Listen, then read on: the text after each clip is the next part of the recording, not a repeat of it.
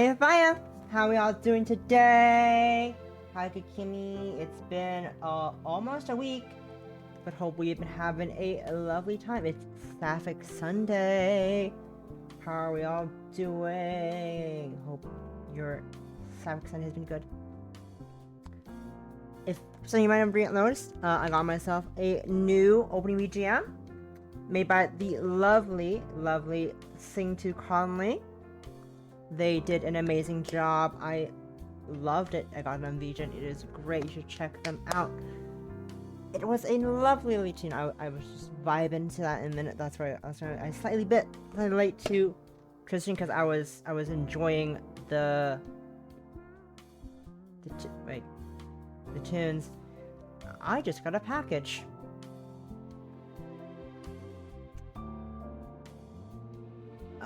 Be right back to grab the package on my door. Whoops.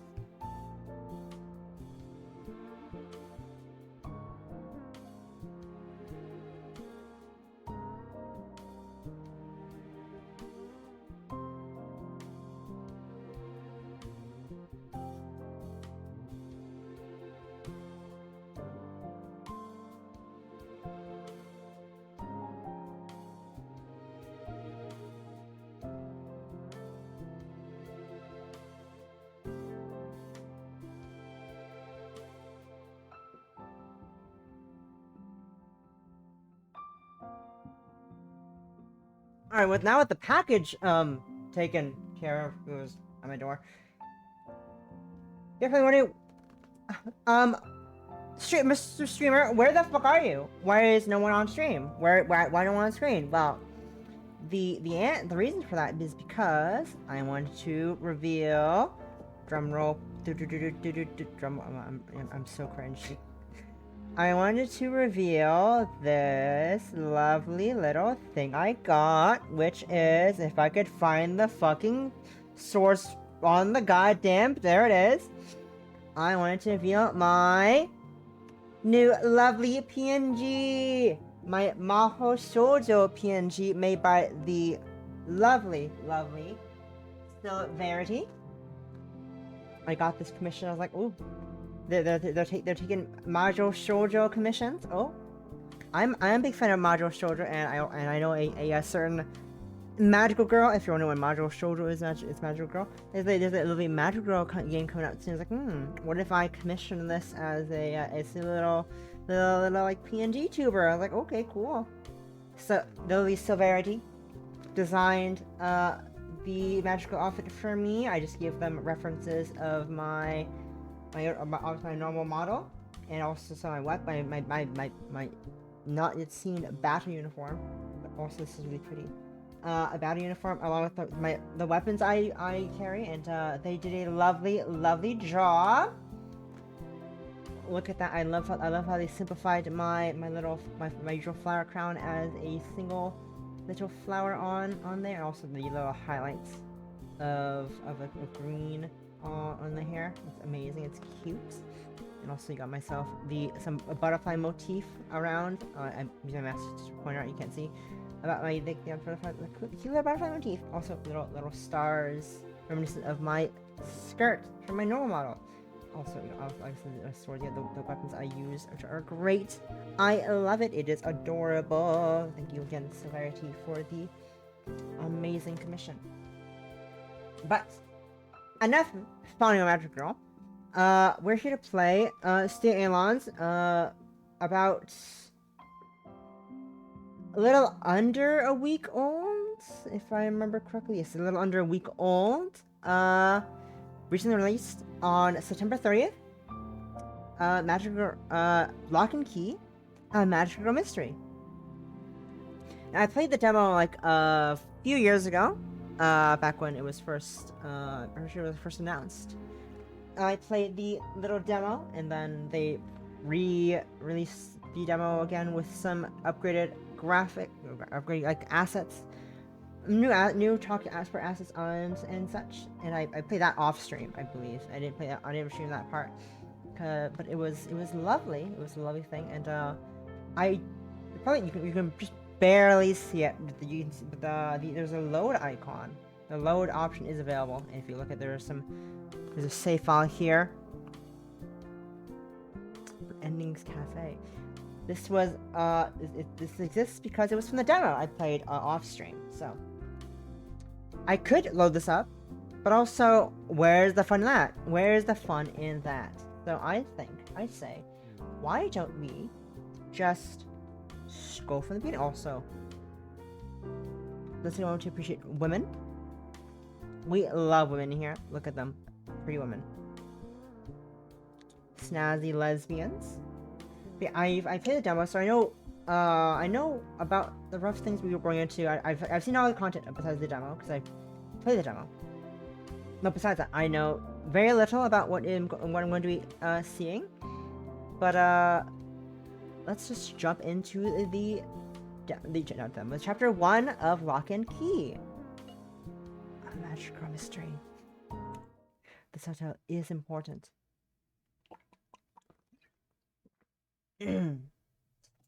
Everything's falling off the table. Oh god, that's not bad. That's not good. Everything's falling off the table. Oh, that's a great start. At first, there was only darkness. At the beginning, there's only darkness. I can't read English. And from that darkness, two beings emerged, benevolent and mellow. From them, a universe was born. And within that universe, one small planet was chosen as the eternal battleground. Okay, get my things sitting back up because they're falling over. Oh dear. That is awesome. Sorry. Distracted. Fine. Right, sure. Neither being had a physical form, and so they could not battle directly. And so, a new species was born. This species would one day grow to include the proxy soldiers meant to fight in a battle for them. Malice was the first great such soldiers. It reached out to the cruel, to the greedy, to the uncaring. It offered them great power, this reward for their service, but also bestowed a new form upon them, a twisted, monstrous form that reflected their true nature. I'm going to lower the volume a little bit. It looks like it is a bit low, and I'll increase that mic. Again, a little bit.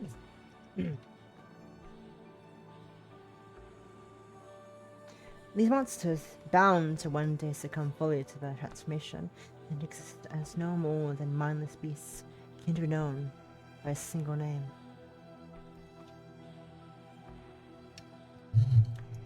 The Consumed. These Consumed live normal lives by day, but embrace their cruelty by night. Their existence was kept a secret, so as to better facilitate their activities of that resistance. Benevolence saw these beasts and knew that there was only one way to combat them. Not by driving humans to paranoia and violence, but by creating warriors of its own.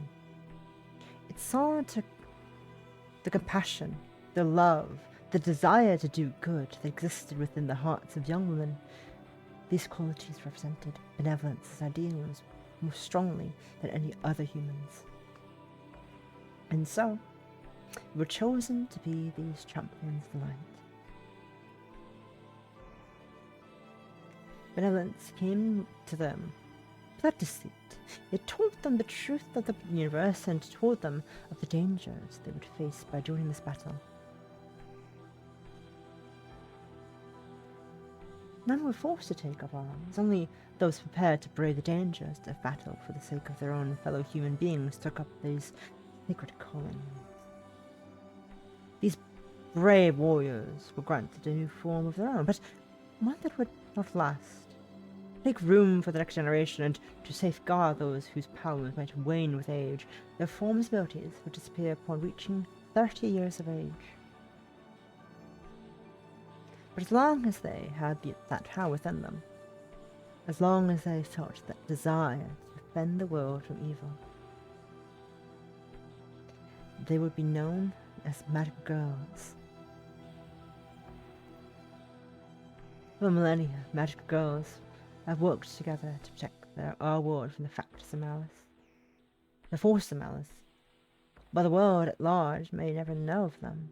These hidden warriors have saved countless lives.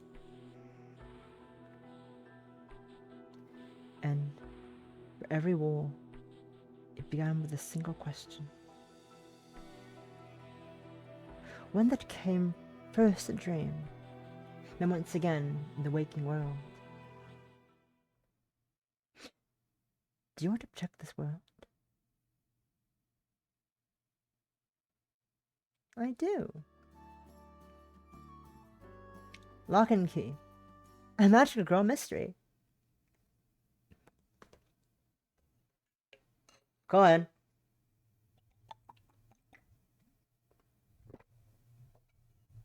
Huh? Done here. If I don't get my team on the scene soon, DVD is gonna have my ass. And dealing with them on a good day is already torture. I sigh and roll my eyes. The only thing worse than a case I can't crack is when I have to deal with the corpse. But I guess that's par for the course when you're looking for a serial killer. Locked room killer added to your data. Wish I could just tell them to piss off and let me focus, but a night in jail and a very worried wife were enough to keep me from trying that again. At least Nat is nice enough to let me check out the scene, but that doesn't make up for the dirty looks I get from everyone else here. I guess they're not fans of some punk doing their job for them. Give me a few more minutes. I want to inspect the body again. Just hurry it up. And for fuck's sake, wear some gloves this time. Yeah. I gotta explain to them why I need to touch things directly to use my powers on them. Or why every time I do, I can't help but think of how this all started. It was easier when I was a kid. Back then, all it took was a drop from a pen to find a consumed layer. Dealing with humans hurting other humans is much harder, not to mention more depressing. Go to the room for a second. Are you seriously asking me to leave you alone in a crime scene? Seriously?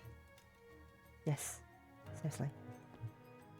Matt sighs and throws up her arms. Throws up her hands. She owes me, and she knows it. Fine, but do you breathe a word of this to anyone? The next crime scene is going to be at your house. Natasha R. Rubinsky? Natasha Rubinsky. Agitator. Let me just do a second save. Even though this is basically, you know, a demo save, they're not really important. I want to keep that. Also, okay, good. Concentration. I'm getting achievements. I'm getting achievements. Progression.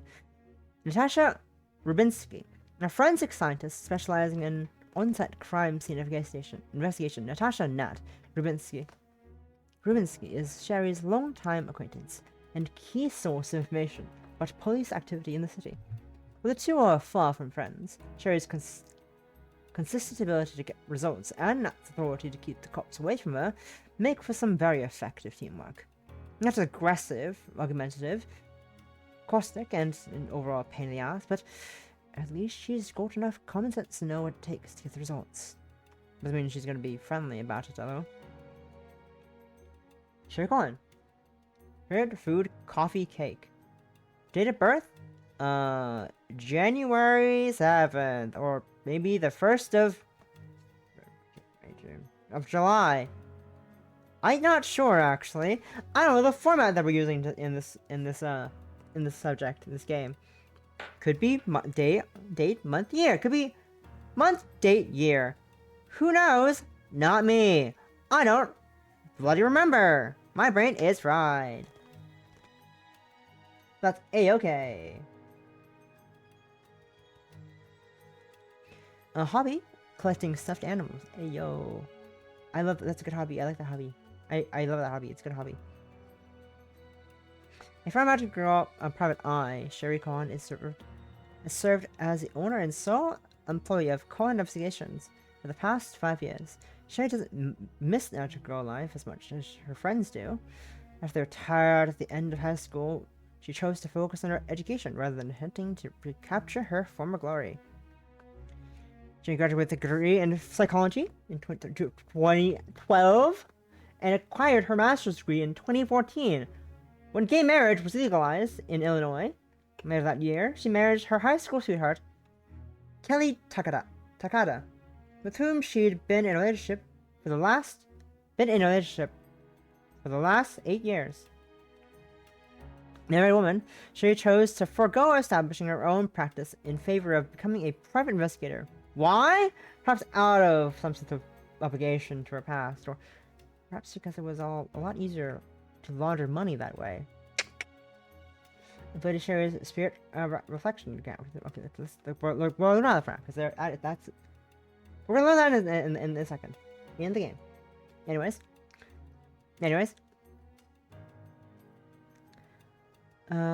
From that bluster, I'll take dealing with her over dealing with actual cops every day of the week. At least she can't get away with attacking me. Which is a lot more than I could say about Chicago's finest. Bunch of pricks. She walks out with a huff, leaving me needing to work. As soon as she's gone, I remove one of my gloves and close my eyes. My powers of clairvoyance only work on inanimate objects. I was 15 when I first learned that included corpses. At least there was a rarity back then. Back when it was actually saving lives. Helping people. As opposed to whatever I do now. With a sigh, I reached out and put my hand on the victim's body. Turn back the clock.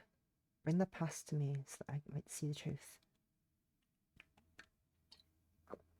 Look at the innocent.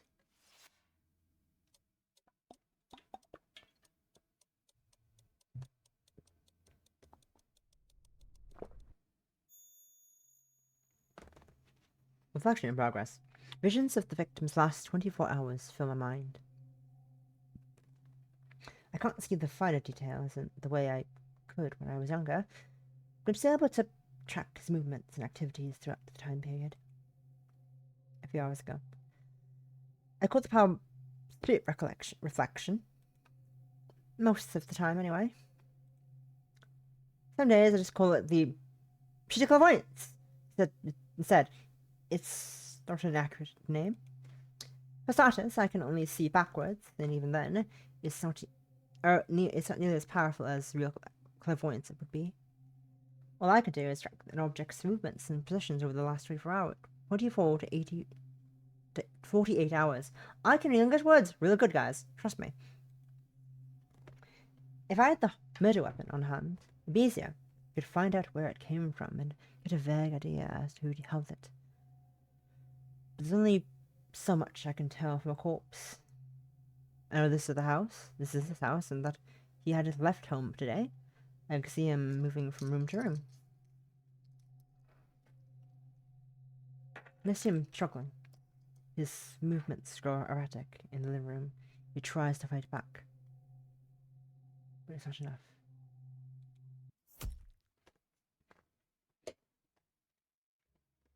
My eyes snap open. They yank my hand away. The image doesn't leave my head. It'll probably be there for the rest of the day. I wipe off my hands to rub the temple of the same familiar question filling my mind. What am I doing here? Why am I still getting myself involved in this shit? What a master's degree, for God's sake. I could be working at a hospital. Hell, I could have my own practice. I haven't been a magic girl for more than a decade. But I'm still getting myself wrapped up in mysteries. what happens when I lose my powers next year? Am I just gonna screw around in crime scenes and make wild guesses? It's not like these are new thoughts. That's they've gotten worse lately. Especially today. It's her day, after all. My enhanced self-doubt is cut short by not slamming the door open again, looking at me with annoyance. Time's up! They're sending me and my team in now. Follow me. I'm done here. Already solved the case and saved the day, Sherlock? Oh, totally. I'll have Moriarty in handcuffs for you by tomorrow morning. She can't respond, just jerking her hand toward the door in the universal gesture to get the hell out. I sat back as her usual band of masked friends guys file into the room. Doctor glares at me as I continue to look around, blatantly ignoring her demand that I leave them be. It's not like it's legal for me to be here, but her team has complained about me interfering enough already. Sherry, I'm not gonna tell you again. Fine. I'm going. I can't read English words, guys, don't worry. I'm professional. Trust me. If the full forensic team isn't coming in, then the cops are sure to follow. And they'd be all too pleased to make me a scapegoat. I must have some nerve trying to actually solve the crime instead of finding some poor bastard to pin it on. Sure, I don't understand my methods, but I've still got a better track record than any of the esteemed detectives. Besides, I'm in no hurry to tell them my method is being a former medical girl. They think I'm weird enough as is. Not like I care what they think about, but still. I don't exactly miss fighting consumed. Sometimes I feel like I'd rather be risking my life fighting monsters than dealing with cops. At least then, I was saving lives instead of just picking up the pieces. The wind whips against my face as I drive home. I don't even feel it. I'm too preoccupied with thoughts of getting some rest when I get there. 15 minutes later, I barely make it to the couch before my aching muscles protest. Even through the sore back and knee pain, something about the case I just left doesn't sit well with me. I can't figure out what it is. It's not like I've dealt with a murder before, but hell, I've even dealt with multiple murders before. I can't English read.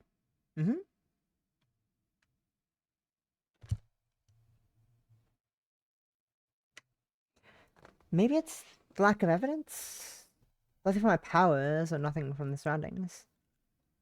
Entry point, murder weapon, any physical indication that someone else had entered the house. None of it. But that's not new either. There are plenty of cases where the cops ruined the scene before I had the chance to get there. My mind keeps turning, checking every possibility. We're discarding it, logically.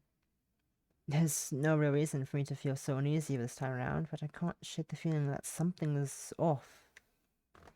Eventually, I shut my eyes with a resigned sigh. All I have are maybes, and I'm not really sick of maybes. And I'm really sick of maybes. If I could just find one certainty. The Go On household. Add it to your database. Yay! Household. My train of thought grinds to a halt as I look towards the source of the sudden splashing sound. It isn't raining, or anything like that. Rather, it's coming from right outside the door.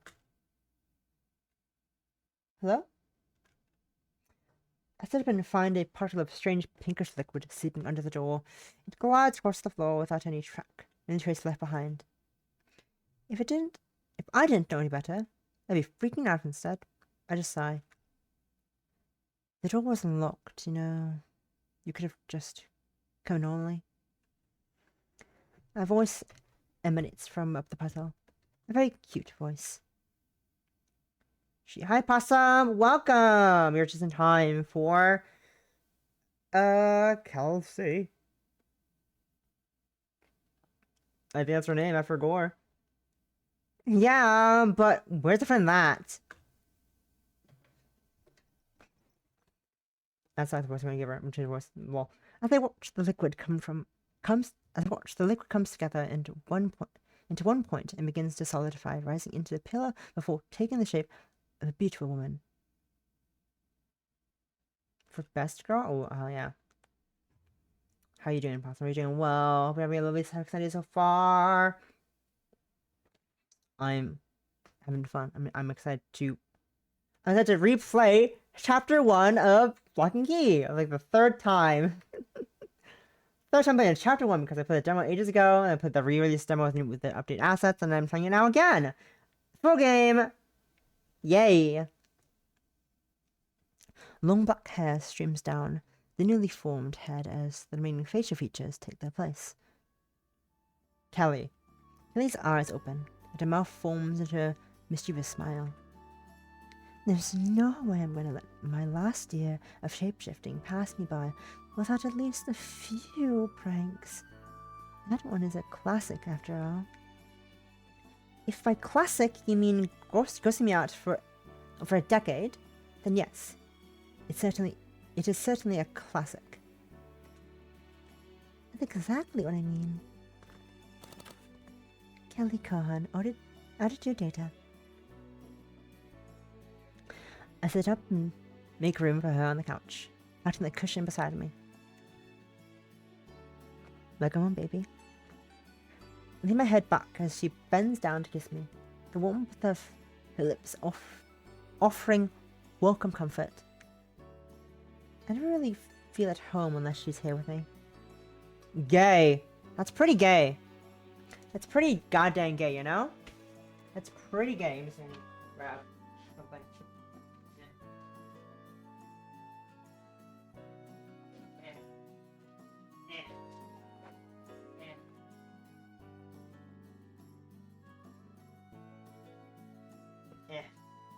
Gay. Lesbians. Damn. These bitches gay. Good for them. Good for them. Good for them. Good for these gay bitches. As soon as our lips part, she hops onto the couch and sits down next to me, resting her head against my shoulder, wrapping her arm around mine. We both let out a content sigh in unison. This is the best part of the day. How was your day? Not too eventful. My work was home, so I had to settle for just looking around the place.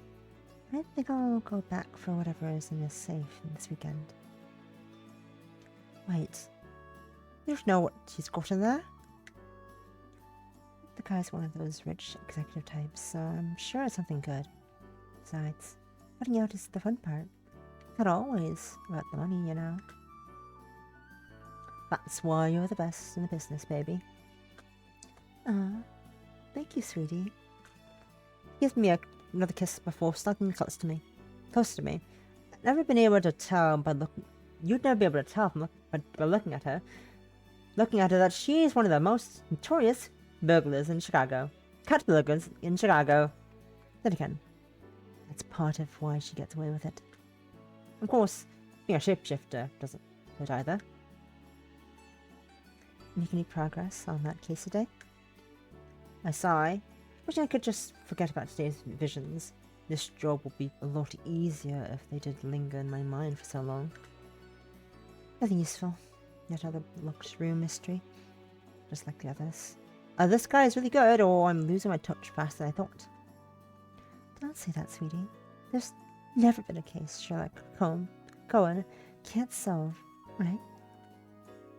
I don't know. It's more than just being stumped. I just feel kind of burnt out, you know? Like, I'm not sure if I even have the energy to see this case through. And putting up with the cops makes it even worse. Kill kisses on my cheek. I can tell she's trying to hide the worry in her eyes for my sake, even though she knows she doesn't have to. Maybe you should retire early, honey. I know you're sick of dealing with them, and I've nabbed more than enough to set us up with a comfortable nest egg. I chuckle, running my fingers through her hair and kissing her forehead. And lose my chance to wind you up when I get home? Never. Want you when I get home? I can't fucking read.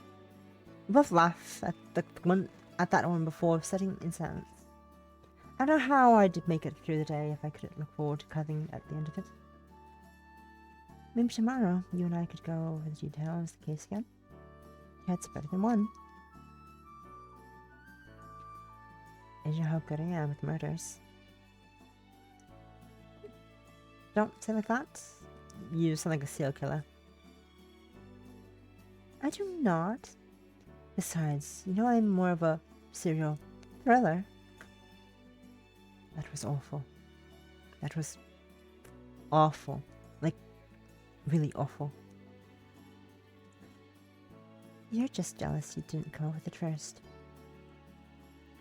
You'd think that after 12 years of her sense of humor, you think after 12 years, her sense of humor would have improved. It hasn't. It bloody hasn't. She's not wrong about being helpful, though. I might be good putting together events in a pattern and drawing conclusions. But she's always been good for seeing the tiny details I might miss without her. I always feel a bit guilty when I bring her in. She got her own job, and making her do mine too feels unfair. But maybe that's just me being stubborn. If you need me to break into the station and find out if they're keeping anything from you, I'm more than happy to. It's not like it'd be the first time. It was only 10 years ago, with those inflated police budgets. Security would have been... That was only 10 years ago. With the inflated police budgets, security would be way tighter than it was before. Cameras, more guards, that sort of stuff. And you also got caught last time, remember? Are you saying that I've gotten worse? No way. I'm just saying that they've gotten better. A lot better. Hey, you never know until you try. I bet I could do it. I give her a kiss on the cheek before shaking my head. What happened to the shy little teenage What happened to the shy teenage girl that always looked before she leaped? Oh, her? I hear she got less shy when she married a real troublemaker. A troublemaker, huh? The worst kind. I lift my head up and kiss her again, much deeper this time. One of my hands moves to her side, drifting up and down her abdomen. Before I go any further, she pulls away with a frown. We'll have to save this for later, honey. I need to get dinner started before Nina shows up. Oh, right. Yeah, of course. Shit. I'd completely forgotten she was coming over. If I let that slip, she'll never let me hear the end of it. And on the day of all days, too. This case must be weighing on me even more than I thought. I've never forgotten about how important today is before now. It'll be good to have her here, though. Maybe it'll be distraction I need. Even if it is interrupting another kind of distraction. In that case, I should probably go and go shower. I smell like a crime scene. I like your crime scene smell. That sounds creepy and crazy, but also kind of cute. And do you think Nina would too? I mean, yeah. That's fair. I stand and stretch, letting out a long yawn. Hopefully a little cold water to the face will keep me awake for dinner. Oh, that much. You gonna need any help with dinner? I'll be fine. You just go ahead and clean yourself up. I head towards the stairs and start to climb up. Clay calls out to me. Hey, sweetie. Yeah, babe? I'm really glad that my shy little... that shy little girl married that troublemaker. You and me both, honey. You and me both. They're so gay. They're so cute and gay together. What the fuck? Man. I'm lone. By the time I'm done showering, most of my stress is smothered away. I can't fully get the image of the crime scene into my head, but it only comes in flashes now. The house, the blood, the frantic movements of the victim. Using spirit reflection always leaves me with some kind of after image, but at least that helps when it comes to setting details. I towel off and throw on a clean shirt before heading downstairs. As soon as I do, the smell of my wife's cooking banishes those last few lingering flashes. All I can think about now is how much I want to dig into some udon. Some udon. Really, the udon. It's incredible how delicious her cooking has gotten lately. Some udon. There you are. I was starting to worry that you'd fallen asleep in there. Not much luck after that. After the day I've got. I bet you wouldn't mind a little shower power nap. She giggles and turns her head towards me, giving me one of those small smiles that still makes my heart flutter before getting back to preparations. God, she's gorgeous. God, she's fucking hot. Gross, goddamn hot. Can't believe it. I scorched a hottie. Incredible. Don't worry too much about being tired. Nina might as well be a natural shot of espresso. Oh, you sure to hear? Not just yet, but I'm sure she'll show up any second. You know how she likes to travel. Well, hopefully she gives me enough time to do this. I move up behind her, wrapping my arms around her waist and brushing my lips against her neck. She rewards me with a small yelp of surprise before letting out another giggle. Yep. Honey, I still have to finish this before she gets here. She can wait. Kiss this first. Oh my god, sure. Can you stop being gay for like 2 seconds? So Kiki can get some of that in a bowl? I'm starving. What the fuck? Oh my god. We both whirl around in unison to come face to face with Nina. I sputter and let out a cough, a bit embarrassed about being caught in a moment of sappiness. Saffiness. I always try to read that as saffiness, which also works. Because it's sapphic, but also it's supposed to be sappy. Haha. As we both face her, she brings us up to a massive grin and lets out a squeal of delight. As always, her excitement is infectious enough to help me get out of my initial embarrassment at being caught in the act. Nina Alencar. Attitude data. Before we have a chance to speak, she bounds over to pull us into a gigantic hug. I miss you both so much! Next time I go on tour, I'm taking you with me. No arguing. Good to see you too, Nina. But maybe you could use the door next time? No goddamn way! As long as I can teleport, I'm never touching a door in my life. I pat her back, and she squeezes me even tighter. She's got to be grinning too now. We miss you too.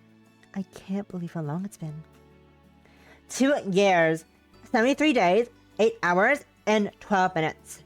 That's 2 years, 73 days, 8 hours, and 10 minutes too long. Did you seriously keep track of it down to this minute? Oh, no. I'm 100% fucking with you right now. You really thought though? She releases the hug, winking at me with another grin. 23 years, and you're still falling for the obvious ones? Get together, sure. So if she keeps track of that one, huh? No wonder I fell for it. Now, Nina, Late nights. Unless you don't want seconds on udon, that is. You know, said eyelashes and gives Kelly the most innocent face you can muster. Pretty good. I'll be good, Mom. I promise. I'm a year younger than you. Yeah, but you got like big mom energy, you know? It's like you be anyone's mom. It's like you can be anyone's mom. Oh my god. An aura of sophistication.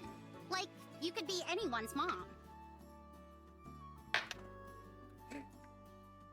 Is that a compliment? Duh! I need to aren't exactly hip to modern lingo anymore, but that one's pretty obvious. You got an aura of sophistication. Like, you could be anyone's mom. What? Never mind. Oh, wow. Gay mom. Wild. I can't believe I got a gay mom. Name a mom alert. You said that like you're not 30. You know, Huffson gives me a goofy cowl, while Kelly goes back to finish up dinner. I'm at 29, Cher. I still got a month before I turn into an old lady. I'm going to make the most of it. All three of us are. So you're staying in Chicago a month then? You better believe it. I'm up tour for the next 3 months. We are gonna tear this shit up. I don't have the heart to tell her that Kelly and I have long since past the tearing shit up phase. But even if we can't keep up with Nina's speed, I'm sure we'll have plenty of time. Plenty of fun. Tearing our shit up, as the children would say. Tearing it up. We're used to before. Sweetie, could you grab a few bowls for us? Nobody's going to tear up anything on an empty stomach. Nina bolts to her chair and sits down, vibrating with excitement. I swear she would start drooling. I oblige my wife, grabbing us bowls and giving her a quick kiss before sitting down. Dinner is served. Kelly's cooking is delicious as ever. Nina certainly seemed to feel the same way, eating her way through 2 packed bowls before I'm even halfway through my first. Oh yeah, photo mode! I forgot about that. Photo mode! Photo mode! Photo mode! Visual with photo mode! Insane. Whee! Photo mode, rotate cam. Whoa, photo mode. Whoa, photo mode. Sorry, I'm making fun here. Photo mode. The gays. Shout out to the gays. Big fan of the gays. Whee! Whoa! Shout out to the gays. Anyways. So I clicked H to like, oh, what happens if I hide UI? There is no hide UI button. It is photo mode button. Fascinating. Fascinating stuff. Fascinating stuff. Give me a second. I'm gonna wait for this thing. That's A-okay. So I'm not trying to be silly. Shout out to the gays. This cooking is delicious ever. You certainly seems to feel that way, same way. Eating your way through two packed bowls before you even halfway through my first. In between mouthfuls, she tells us stories about life on tour, moving from place to place, dealing with the crowds of fans performing in front of hundreds of people, and makes our job seem easy by comparison. I'd probably crash and burn after a few months, but she's been going at it for nearly a decade now. Despite everything, she took with the same old Nina. She's still the same old Nina. The Nina I grew up with still bursts with energy. Still driven to stand out from the crowd, and still full of love for us. I've always admired that admission of hers. Even though I was the only one who she'd known since we were kids. She was still the one who brought us together to form a team. Everyone else was ready to rally around the girl with a big dream and a big attitude. Hell, I'm not even sure I could have been able to ask Kelly out without Nina's pushing me to go for it. No wonder she got accepted right after high school. And the star was a dream, and her dream always came true. That and the fact that she's got one hell of a voice, so. Although it would be nice if she didn't use it to yell so much when I'm sitting a few feet away from her. After we've all had our fill, I head to the kitchen and grab a bottle of whiskey in 3 glasses. Kelly and I don't drink it very often, but this is a cause for celebration, in one way at least.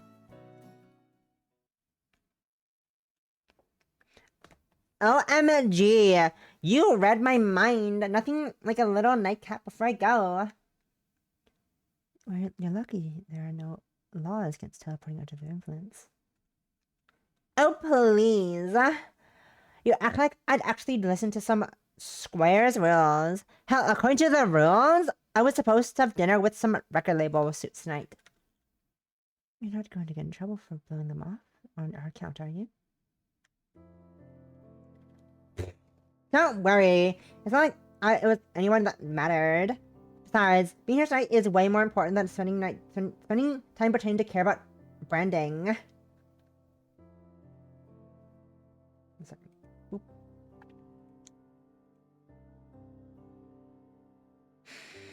Nina looks down her glass, her expression suddenly darkening.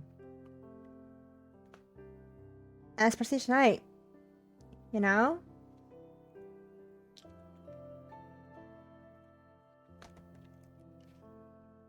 I just nod and start pouring our drinks. We're dancing around tonight's special occasion, but since Nina arrived, but I know that couldn't last forever. Gil looks down at the table, filling a drink and letting out a wistful sigh. How old would she have been?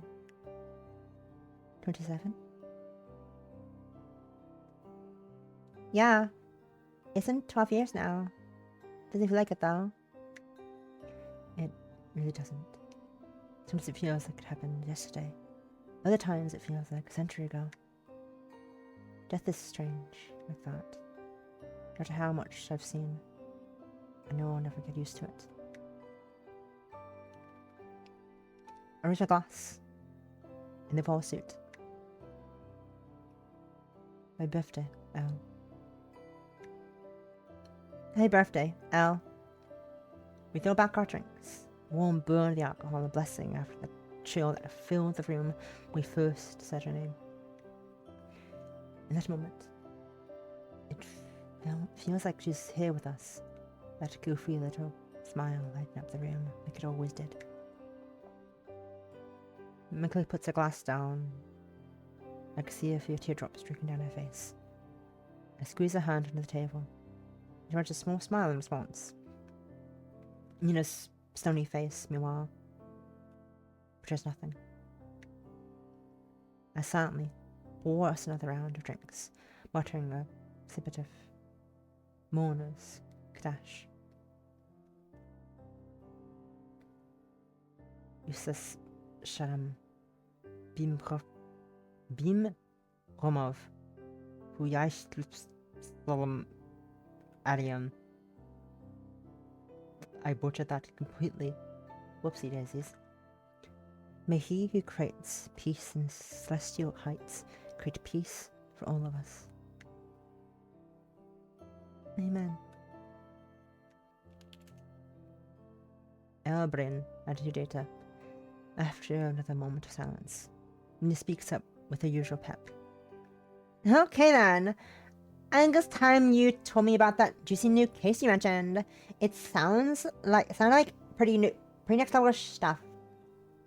I'm sure some people would consider it insensitive for jumping right into the topic like this, but kind of don't. I don't mind. It's better than spending the rest of the evening in the morning. Elle probably wouldn't have wanted that. Besides, it's not like I don't want to input. That's why I told her about it, right?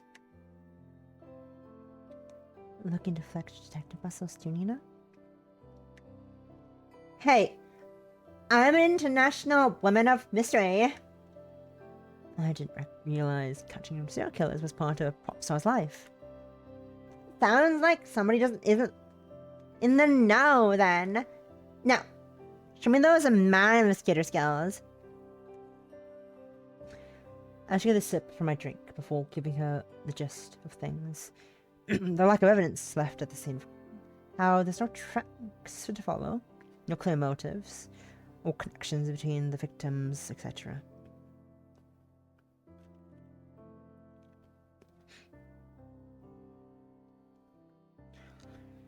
She's occasionally, she'll clearly chime in with questions about crime scene details, like drawing from those magical instincts. Still drawing from the magical instincts.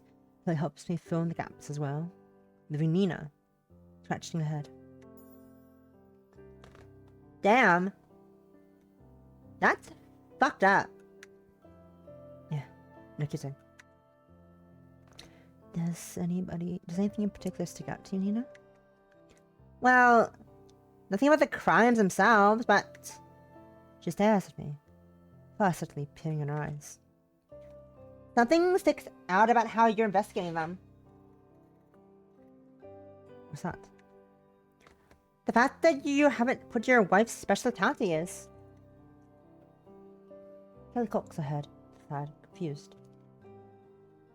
How would shapeshifting help her solve the case? No, your other special talent. Knitting? Oh my god! Nina flings out her arms, waving them up and down in the arc around her. Aura reading! Hello! Oh. Claire's eyes watching the significance of what Nina was saying to hits Oath. Oh, of course.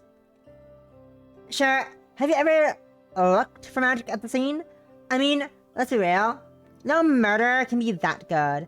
If they're so mysterious, why not see if they're consumed? Any magic left at the scenes will be too faint for the other of us to pick up. But Kiki's always been the best of us when it comes to aura. She aura farms like hell. Nina, what is aura farming? Don't worry about it. It's, out of the day. Of course, I've spent so many years going after humans that the thought of a consumed killer never even crossed my mind. Who the fuck is this? Sorry. What the fuck is this notification for? I'm just on fucking Twitter. Oh, I still follow you. Who the fuck are you? Anyway, sorry. Distracted by Twitch notifications that popped in my fucking stream manager on the side. That's not important at all. How could I miss something that simple? I really am losing my touch.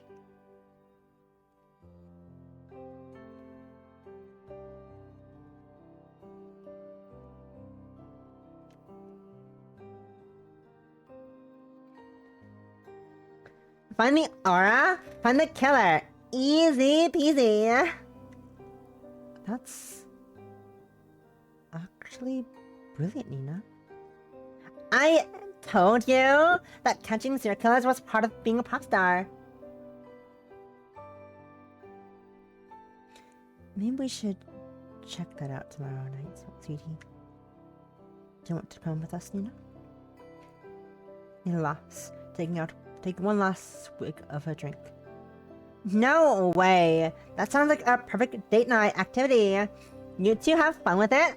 I've got nightlife to enjoy. You can really go to clubs that easily? Aren't you worried about getting noticed? Don't worry about it. Sure. The paparazzi haven't figured out a way to get around teleportation. Not yet, at least. Kelly giggles at that one. And I can't help but crack a smile too. Anyway, now that I pretty much solved your case for you, and it's about time I hit the road. My producer is gonna have a heart attack if I don't tell her where I am soon. Don't forget to cut me a check once you get paid for catching this dude, though. You don't want to stay for dessert? You have some cake in the fridge. Nina smiles and shakes her head, tidy up and stretching. Say peace for me, okay? I'll come back for it when I can. She pulls us both into one more tight hug, as warm as ever. I love you too so much. And don't forget it. I promise I'll come back real soon. Better. I didn't even have a chance to paint your nails. Soon, babe. Cross my heart. Just make sure you let us know before you teleport in here. Married couples need their privacy, believe it or not. She steps away, adjusting her hair and giving us one last wink. No promises! And with that, she's gone as quickly as she arrived. Claire takes my hand and leans against me, looking at the spot where Nina was standing just a moment ago. She seems like she's doing well. A lot better than she was last time. Definitely. And she wasn't kidding. She really is a lot shorter espresso. She really is a shorter espresso. Espresso. Oh, you want to wake now? I lean down and kiss her forehead, wrapping an arm around her. Very. Come on, let's go upstairs. I could stand to unwind a bit before bed. Killer raises her head to keep mine. Kiss him gently. You have to tell me twice. Gay. Say gex, say gex. Say gex, say gex. Lesbian Lex, Lesbian Lex. Lesbian Lex. Lesbian Lex. Heck yeah. Lesbian It's not like we haven't done this before. But I can't quite shake the feeling that we're doing something wrong. I'll have to inside her GIF. Just watch. I'll inside her GIF. Just watch. Phyllis' confidence brings a smile to my face, even as she's standing outside a crime scene in the early hours of the morning. I haven't seen the officer on watch, but there's no doubt that one is somewhere close by. Even though it was hidden, I'm still on edge. Don't worry. I'll be in an hour before you know it. She squeezes my hand, interlacing her fingers with mine, a gesture that always brings me peace of mind. Whatever's got me so on edge tonight feels a bit further away. Once we're at the front door, Phyllis' form falls away and she oozes beneath it. A moment later, the door clicks open, and there she is. Ta-da! Told you I could do it. I can get us in. Told you I'd get us in. Sorry. Hiccups. We're good. I never doubted you. She knows I never doubted her, of course. I've not doubted her ability for years now. The smile on her face makes it clear that she appreciates the affirmation. And if she's happy, then so am I. As soon as we take a few steps into the entranceway, the smile fades. Kelly stops in her tracks and takes a deep breath. I don't like this. You feel something already? There were definitely signs of struggle in here, but this isn't where he died. It's faint, but this aura. It's something strange. Let's keep moving. I nod, though I'm worried. Kelly has such a talent for sensing aura. It's no wonder that she sensed a dangerous vibe immediately. But even though my senses have always paled in comparison to hers, I should at least be able to sense something. Are my senses really degraded that much? I know I only have a year until they're gone for good. But even now, I should still be able to pick up something if I focus on it completely. Is it because of whatever's strange about this aura? I shook my head. Dismissing the conjecture. That's not what matters right now. Instead, I lead Kelly to the living room and point out where the body was. It's long gone by now, and the police have cleaned up most of the bloodstains. Unfortunately, it still reeks of detergent.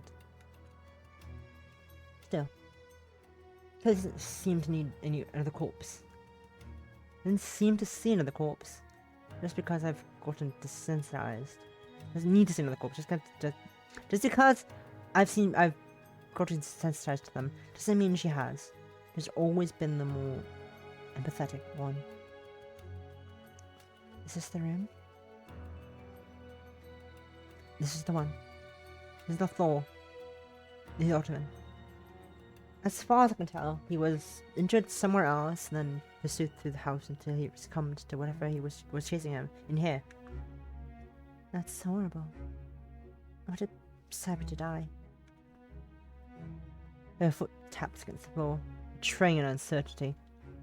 Betraying an uncertainty I know all too well. It's a telltale sign that whatever she doesn't understand is making her nervous. I step forwards and put a hand on her shoulder. Would it calm her down the way I always do? I don't like being here in the middle of the night. Nor do I like putting Kelly in danger. But I couldn't say no to her about something this important. Hey. Hey. You don't have to stay if it's leaving you out. We can leave. Kelly shakes her head. It's not that. It's... I don't think I've felt energy quite like this before. It's new. New. I mean, organs seem different, but there's something really off about this one. It's not normal. So, there's a question about who it was who did this. Then, what? The serious tone in their voice worries me. We've dealt with peculiar strong ones before. Not like this. And the powerful ones that felt familiar. Consumed all have similar energies. Just like magical girls. This? It feels like consumed. Not entirely, anyway. It doesn't feel like consumed. Not entirely, anyway. I grasp her hands in mine, returning the squeeze from earlier. If I can't tell what she's sensing, I can trust her every step of the way.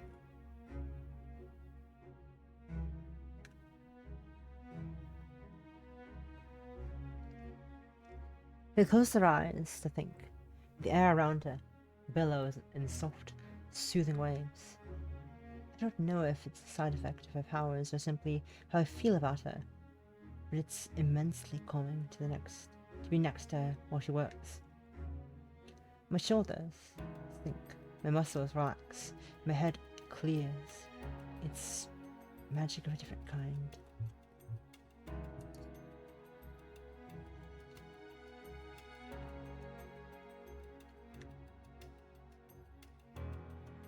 Whatever this thing is, it's long gone.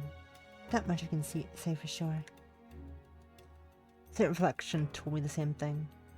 It's been at least 24 hours, probably more. Kay looks at me, confused. No, it hasn't. If that was the case, the aura should be completely gone by now. That must mean... It came back. It came back. I don't understand. A normal human might return to the scene of crime, but the consumed are like animals.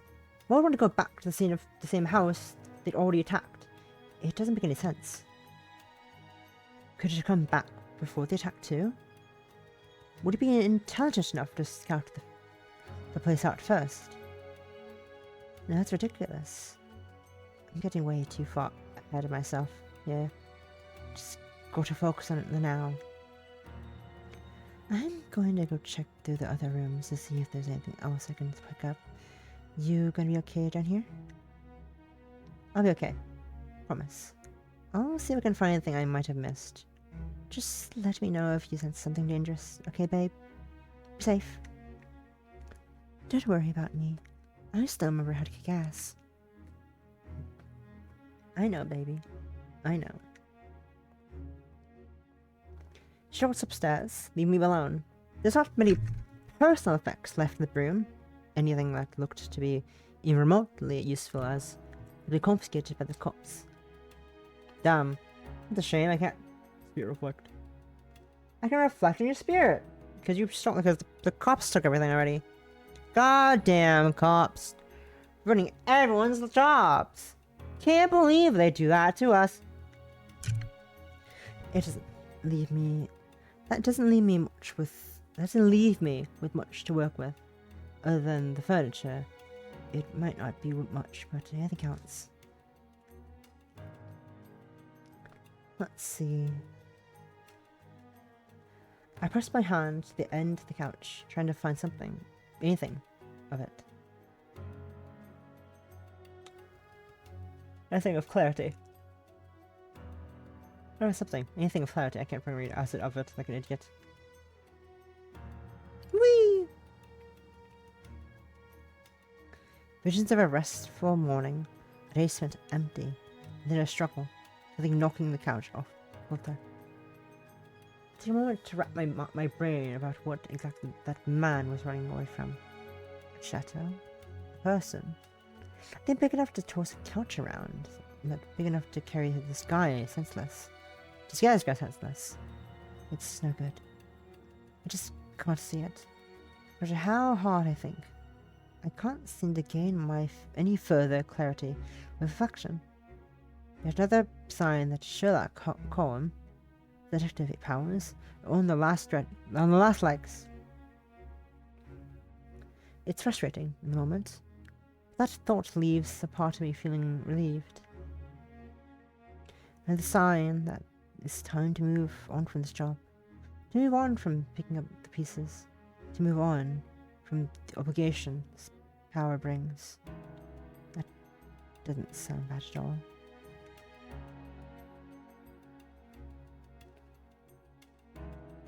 It certainly means getting a little more sleep, at least. Sure? Kelly calls me from upstairs, doing her best to keep her voice hushed in case the patrolling cops decide to make their way back here. Yeah? What's up? If you're not busy, would you mind taking a look at this? I gave a sigh, giving up on searching for any clues on my own. Here's hoping. Kelly's search has gone better than mine.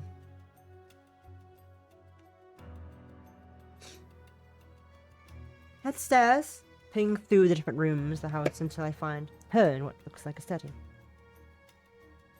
Same time.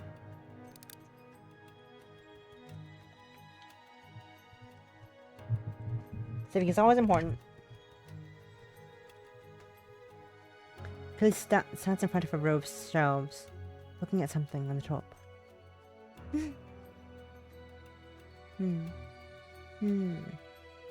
Hey babe, what's up? This here.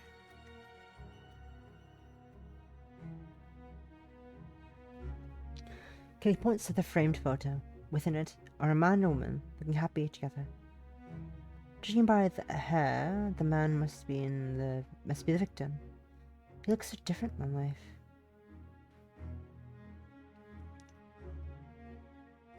Do you think the girl is suspicious or something? I don't know, but do you think she looks familiar?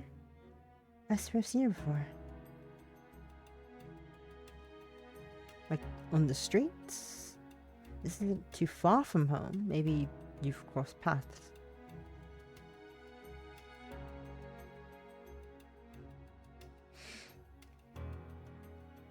No, it's not that. Maybe we met them at the party or something. The man in the picture, too. He seems kind of familiar. You don't recognize him at all?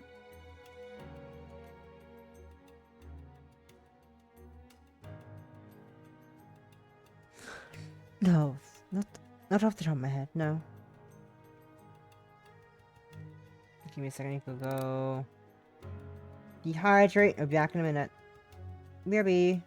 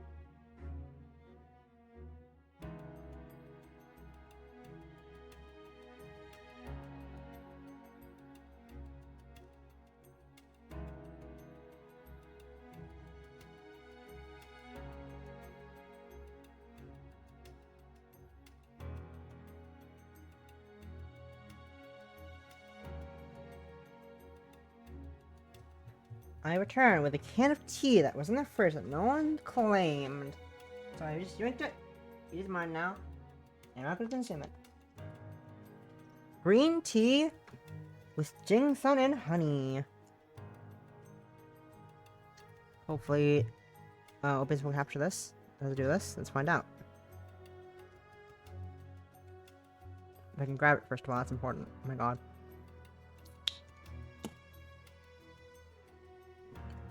I think OBS got that one. I hope it did. Otherwise, I'll just open the can if you're wondering what the fuck happened there. Whoa.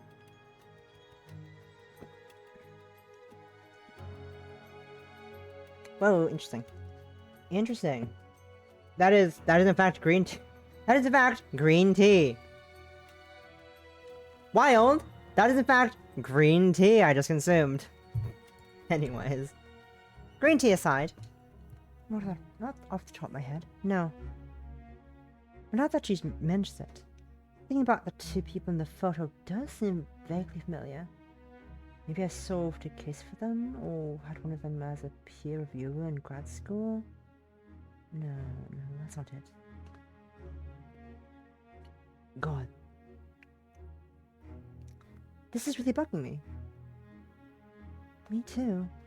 I'll at least take a picture of it so we can look at it over at home. I haven't found anything else up here, and there's no point standing around in a crime scene trying to figure out if we maybe had a bunch with somebody. Just make sure you don't get your phone confiscated outside. Pictures of stuff like in here could potentially be incriminating. Gus chuckles and gives me another confident grin. Sure, Bear. There's more than enough incriminating evidence on this phone as it is. I'm not too worried about it.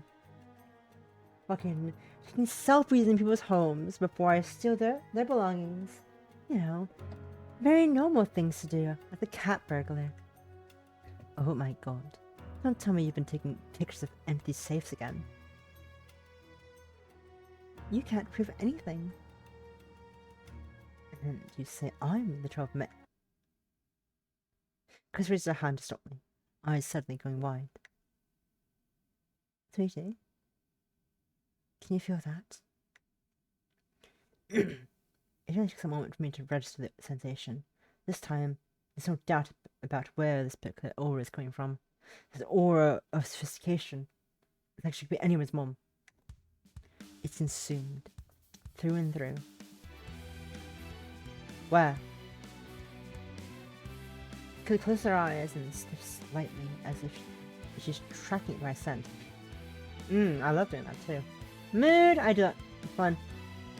It's fun. I'm silly like that. Kelly has away. It doesn't seem particularly strong, but sounds like a job for the cook. Sounds like a job for the current crop of that girls, then should probably head out. I guess so. Kelly sighs and looks down at her feet. I know she's still got that warrior instinct, but it isn't what we came here for. Not like it used to be. More like it used to be. Sure, I know that our age, we're supposed to let them take care of it, but maybe we should drop by just to... Certainly. I hear a snap. A sharp, piercing scream. It sounds young. Too young for us to ignore. Before I can even utter the word, Kelly opens a window and jumps outside. I follow suit, dropping into the street and running after her. Whee! Defend the street! No, that really defenestration. Grabbing through out the window. Damn. I guess she's not the only one who held on to those old instincts after all. Whee! Out the window we go. Kelly leads the charge as he presses towards the spike of magical energy, spurred on by another monstrous roar. All I can do is offer a silent prayer that we'll make it in time.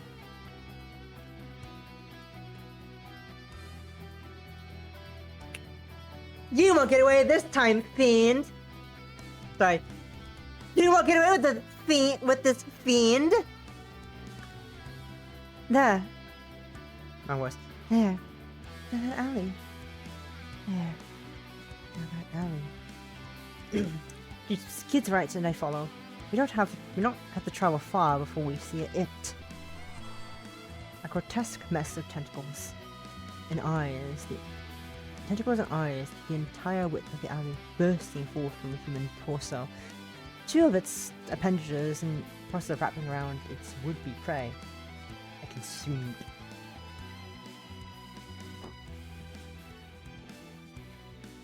Get out of here! It's not safe for you!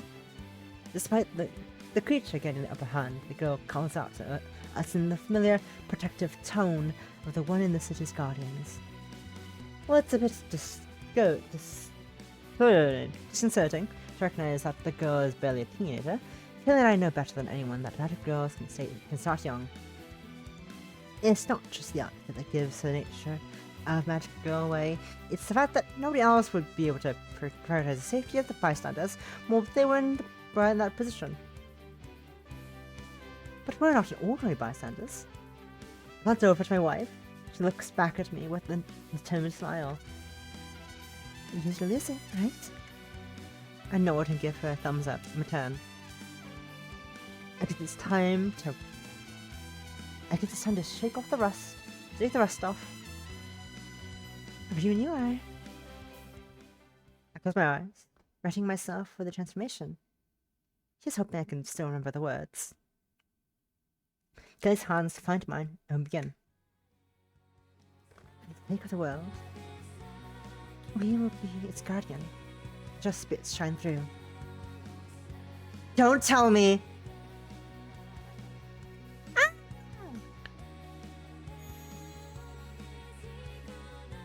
I'm jamming out. I'm jamming out. I'm jamming out. I'm jamming out right now. The familiar glow passes through my body as I'm lifted off the ground, light bursting from within me and spreading outwards. Our clothes disappear, swiftly replaced by our old uniform and a cascade of ribbons and magic. I'm surprised it still fits. My revolver appears in my hand as I drop to the ground, my body brimming with power. Gun! Prepare to face justice. Kelly drops down next to me, her whip snapping out from her hand as she opens her eyes. You let escape our judgment. We are. Magical girls. Mahou Shoujo. The girl's screams spoke quite sense to believe. The consumed, too, has frozen as it looks towards us with surprise. It definitely wasn't expecting two grown-ass women ready to fight back. Two grown-ass fucking women in their 20s. Late 20 women. Women pog. They charges down the middle, trusting me to follow the strategy. We don't need words to work together. Our minds are aligned perfectly at the moment's notice. Yet another perk of working with my wife. Go to the right towards the wall, jumping effortlessly up the third floor of the building and lighting on the fire escape. I will defeat you with the power of friendship. And this gun I found! I don't have a gun sound effect on hand. Sadly, I don't have a gun sound effect on hand. I would love to have that, but I don't. All I have is yelling and furry allegations. No gun sound effects, so, sorry. Only yelling, homestuck, and lines from anime and games. Stares at Bang Dream soundboard. Also, camera out to music. Real good. Real good music. Let's appreciate this, I believe it's, Forum? That's Forum. Saruman Kusa, I believe, did the OST. I'm not sure I'm trying to use their others. Fortium. Also, Saruman Kusa. Big love. I'm jamming out. The Consumed doesn't notice my maneuver. Its animalistic mind still focused on Kelly as she swings her whip in front of it. I can't see her face, but I know she's smiling. Judgment Cage, entwine him. Whee! She swings her whip straight down the middle, thorns ready to slash the monster's hide. But does it move away? Fucking idiot. Whoop. Instead, a sickening laugh erupts as Kelly launches her whip forward. It slashes the whip away with one tentacle and shoots another towards Kelly. With frightening speed, its tip sharp enough to pierce through her. Whoop! Bad move, monster. Very bad move. Kelly shifts in an instant, making a hole in her abdomen, but the tentacle passes through it without so much as grazing her. Ready to fire. Get ready to fire. I can't read. Also, I'm British. Get ready to fire. The reduced mass of her torso whoops up towards her arm, sending it forward and flashing the whip past the Consume's grasp, right where we want him. Gun! When I pull the hammer back, the chamber of the gun fills with brilliant light. 6 shots are more than enough. This encircles the monstrous mass. It moves with a mind of its own, binding its tentacles on its chest and trying its legs together. Judgment Cage never fail. That's my turn. I found the hammer as I fire 5 more times, repeatedly releasing an arc of holy spheres towards the target. Whee! Revolver. Gun. The shots sink into the slash, filling it with light from inside out. It manages to let out one more pitiful scream before exploding to brilliant shining dust. Elimination complete. Elimination enemy to edit your data. With its mission accomplished, the gun fades away. It always comes when I need it. but there are times when holding on to it might only make things worse. The last thing that this kid needs is for someone to point a gun at her. I say as I have 2 swords pulled out. Once again, big shout out to Severity for making this lovely chibi. This Magic Girl chibi I got from them on VGN. It's great, it's adorable. Heck yeah. Also check the game. Also check out Lock and Key on Steam right now. Release on the 30th. Go check out the game. Link is in the description of the VOD. Also in pinned in chat if you're watching live right now on Twitch. Go, do it. It's good. It's good. I say, playing only 1 chapter so far, but still, it's good. This woman, Magical Girls. What more could you ask for? What more could you ask for? Nothing. Ask for nothing at all.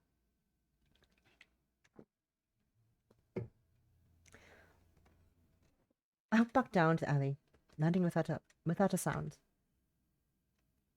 You. The girl is sitting with her back against the wall, eyes wide as she stares at us in shock. It's okay, honey. You're safe now. You're alright. Who are you? I kneel down to her level. She's short as fuck for a child. Offering her a reassuring smile. I don't want to baby the kid, but I know Kelly and I both want to help her out. We do what we can. We're magical girls. Same as you. Magical ladies. We just happen to have a little more experience. I stand, offering a hand down to help her up. After a moment, takes it and slowly stands up on shaky legs. I'm Sherry. My wife, Kelly. We used to patrol around Navy Pier back in the day. Would you mind telling us your name? The girl opens and shuts her mouth a few times before finally managing to speak, her voice barely above a whisper as she stares at the ground. Ruby? My name is Ruby. It's very nice to meet you, Ruby. I keep giving Kelly an accent. Kelly's not an accent. Kelly's not an accent. Kelly is not British. I think she's the only British person here. That's me. I dictate this, apparently. It's very nice to meet you, Ruby. Do you want us to help you find somewhere to sit down and rest here for a minute? We'll call you right home? She nods, leaning against the wall to say to herself, I like to sit down. There's a coffee shop around the corner that should be still open. Would you be comfortable going there with us? We'll understand if you're not. I know we're strangers and all.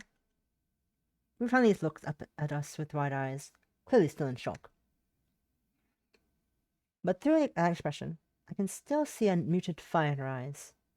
She'll be okay. Even if you're strangers, I know you're not bad people. Bad people don't get to be magic girls. The conviction in her voice makes me grin. Look, you're not. This kid's heart is in the right place.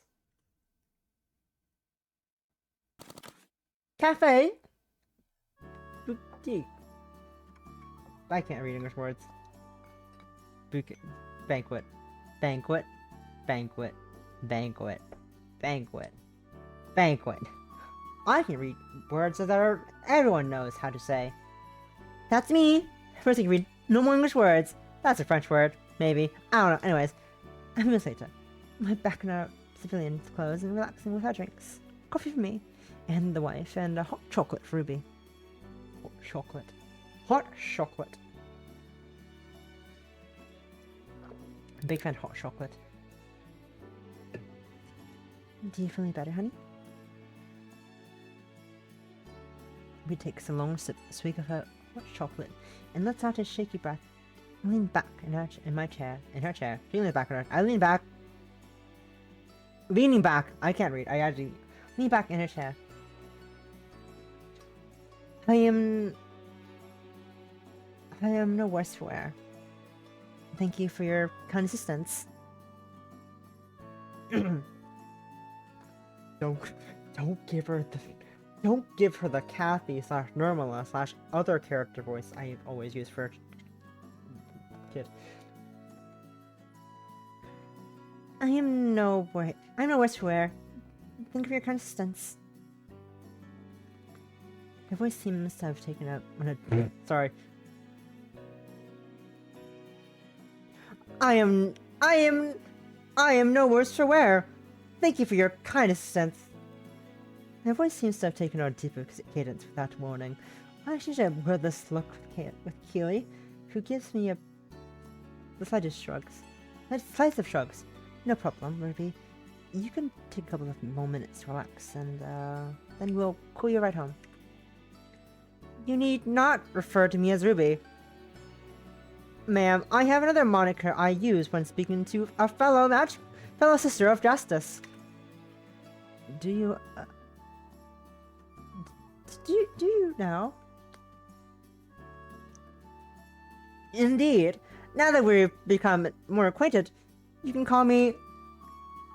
She moves her arms in a confusing flourish. Nightshade!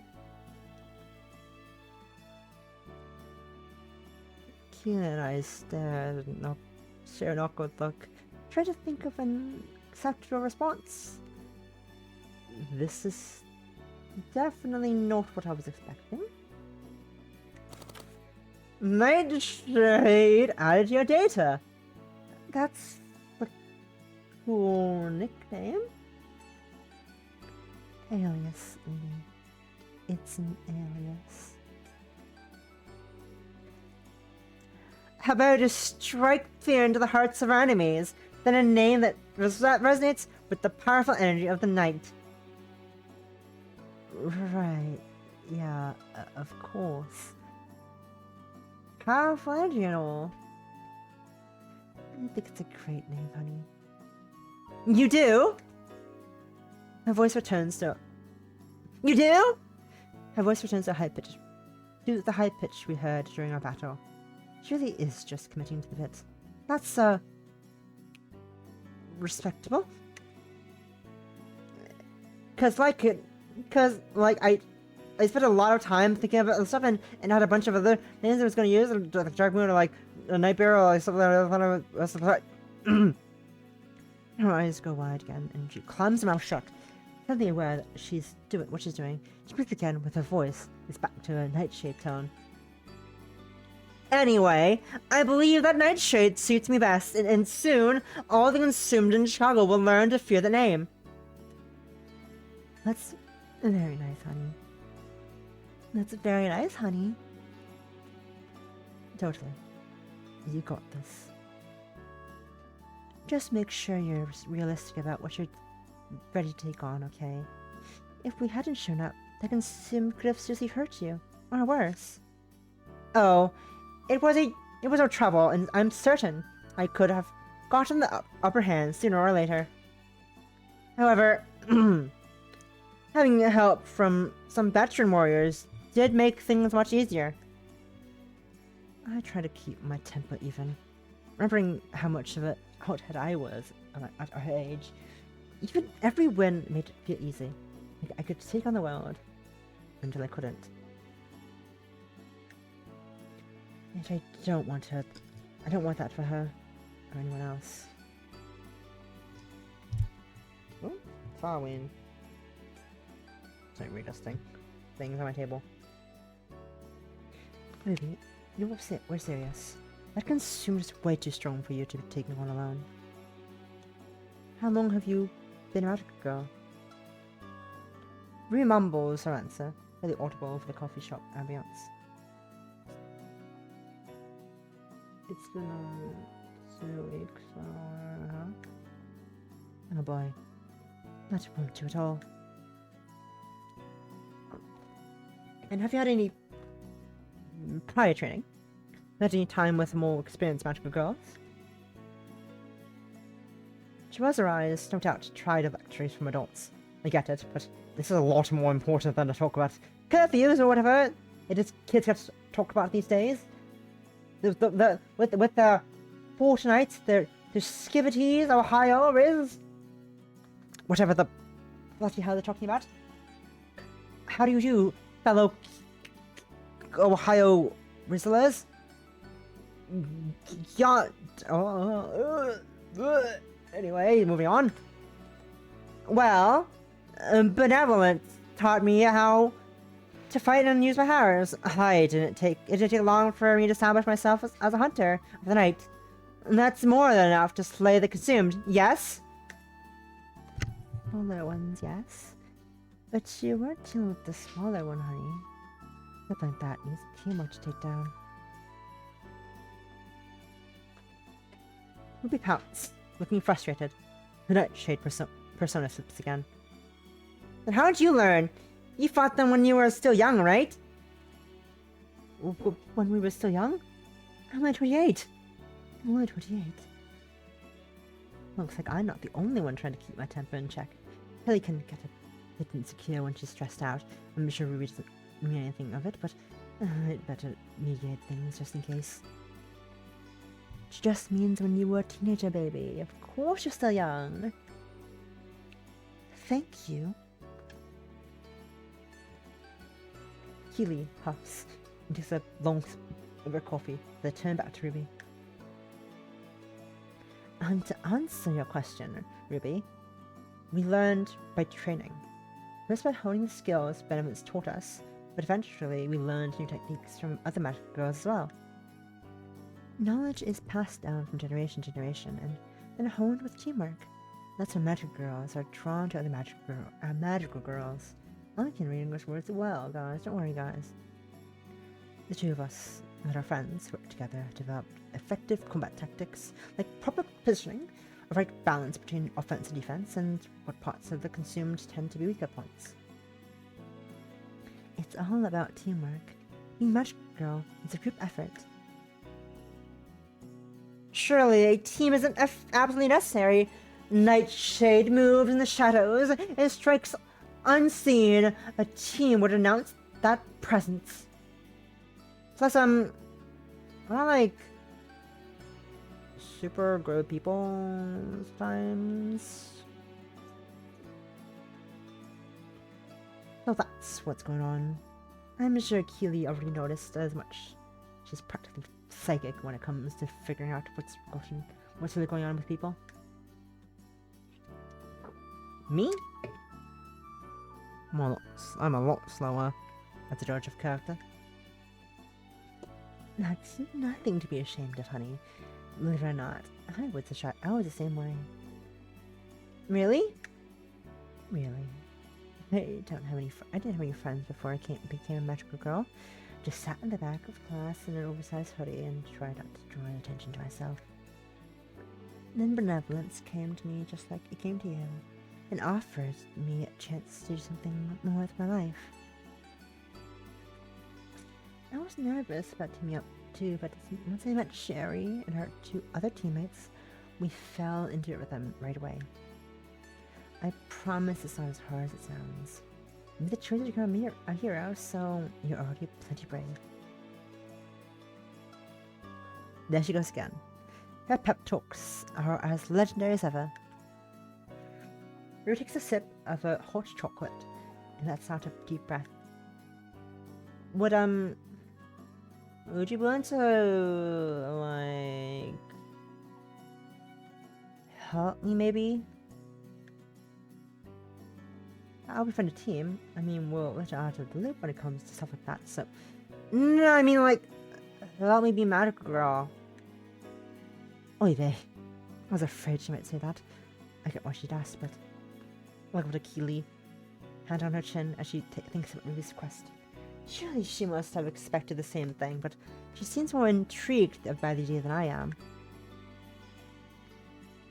I guess I shouldn't be surprised. It's in nature to take care of things after all. She's the mother of the group. She has an aura of sophistication. Like she could be anyone's mom. You want us to train you? You don't have to, like, give me lessons or anything. Well, maybe if I were able to watch you do hunt or something, would that be okay? Oh, what about that? We're actually tired. We haven't fought consumed for years. Sorry, we're not the hunting type. What do you mean? We just fought one! That was an exception. If it had heard you two nearby, we wouldn't have sorted out. Oh. Ruby looks down, defeated. I can't help but feel like a jerk for shooting her down like that, even if it was just telling the truth. Maybe you could at least give me a bit of advice? I must learn her honest, that way I can catch up to everyone else. Her voice is quieter than before, still doing her best to show conviction, but struggling to assert herself now. I feel more guilty. This is the kind of thing I'd be happy to do when I was her age, but I doubt I could even offer much help now anyway. I look over to Keely to see that she looks even more guilty than I do. When she looks back to me and her eyes are wide and practically pleading, it's like she's asking if I could adopt a cat. I sigh, looking down and then back at the kid. Well, I guess giving you a few pointers wouldn't hurt. Ryu instantly perks up. So's Keely. Mean it? Yeah, I think we could do that. I don't remember too much of what we really set in stone back then, but we could tell you about some tactical considerations and weaknesses you could explain. That sort of stuff. And it would be a good chance to try out that Magic Girl themed workout regimen I was telling you about.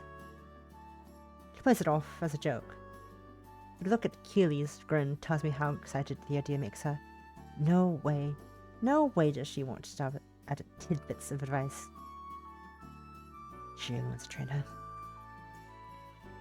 Training a wicked magic girl. Honestly, that might just be the thing that she needs to help her feel better about her time as magic girl is running out. I hate to admit it, but a part of me can see the appeal as well. Acting on our knowledge to another generation does sound like something closer. At least a bit closer to... No sense. No sense thinking about it right now. Just need to focus on what's in front of me. I mean, if it wouldn't be any trouble, then if that's okay, like... I guess. Lessons might be okay. We could try it, at least nothing major though, okay? It'll be our very own after-school program. Now fun. We make some of this strange gesture, no doubt reaffirming her nightshade persona. Indeed, with the wise teachings of my elders, I will gain the strength I need to be a true warrior of the night, a guardian of our fair city. I'm officially making your first training role that you can't call us your elders. My mentors? I don't think that works. He nods and takes one last sip of coffee, finishing with a satisfied So, should I make contact using the existing group chat, or will we be working independently? The what now? Ah! I see! We pulls out a phone and opens up some messaging app I've never seen before. I lost interest in things like that when AIM shut down, so I'm sure there are plenty of apps like that. My fellow warriors of the night have a GC group chat, if you will. We use to coordinate our attacks on the enemy. I observe rather than participate, but it's quite helpful when it comes to logistics. Or at the very least, to ensure none of them interfere with my missions of darkness. So you know other magic girls? Well, I met one who sent me a link to the chat, but only one. She was nice and all, but to understand my nature. As Nightshade, I mean. Oh, isn't that interesting? It would have been very helpful to have something like that when we are more active. Wouldn't you agree, dear? I shrug, finishing off my coffee as well. It seems like it would make more sense to just talk on the phone, or what do I know? Hey, if it works, then it works. Probably something we'd need a bit to learn, though. Perhaps it would be better to simply communicate via text message then? She puts the phone away, no doubt surprised by our ignorance of whatever app that is. You know what? Text, right? Yes! I heard text. He leans over to whisper to Ruby, but she's still loud enough for me to hear. She doesn't know. She didn't know until a few years ago. You're kidding. Look, technology isn't my thing, alright? I'm fine with what we had back when we were kids. Fucking the snail mail. We had text messages, sweetie. We laughs at that one, the shaky uncertainty gone from her voice. Looks like our job is done. Let me give you my number. Get figure out a training schedule soon, okay? Okay!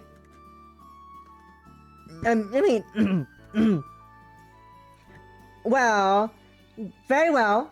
I look forward to mastering the ways of the night with your assistance. Good to hear it. She's quite the interesting girl, no doubt about it. Or for sure, but every magic girl is over the age. We certainly will. Do you need us to call your ride? I will be fine, madam. I'll be fine, ma'am. My home isn't far from here. Just make sure you're careful on the way home. I'm afraid it's okay. Very well. Even the most tireless of night warriors must rest from time to time. Yeah, exactly. I get up and pay for the three of us, tossing the few bucks I have left in the tip jar. Behind me, Kelly and Ruby swap numbers and say their goodbyes. She's always been good with kids. Mom energy, I think Nina called it. And who knows? Maybe it'll help her figure out how she feels about having kids of her own someday. It's not like we haven't talked about it before, but never mind. Now isn't the time.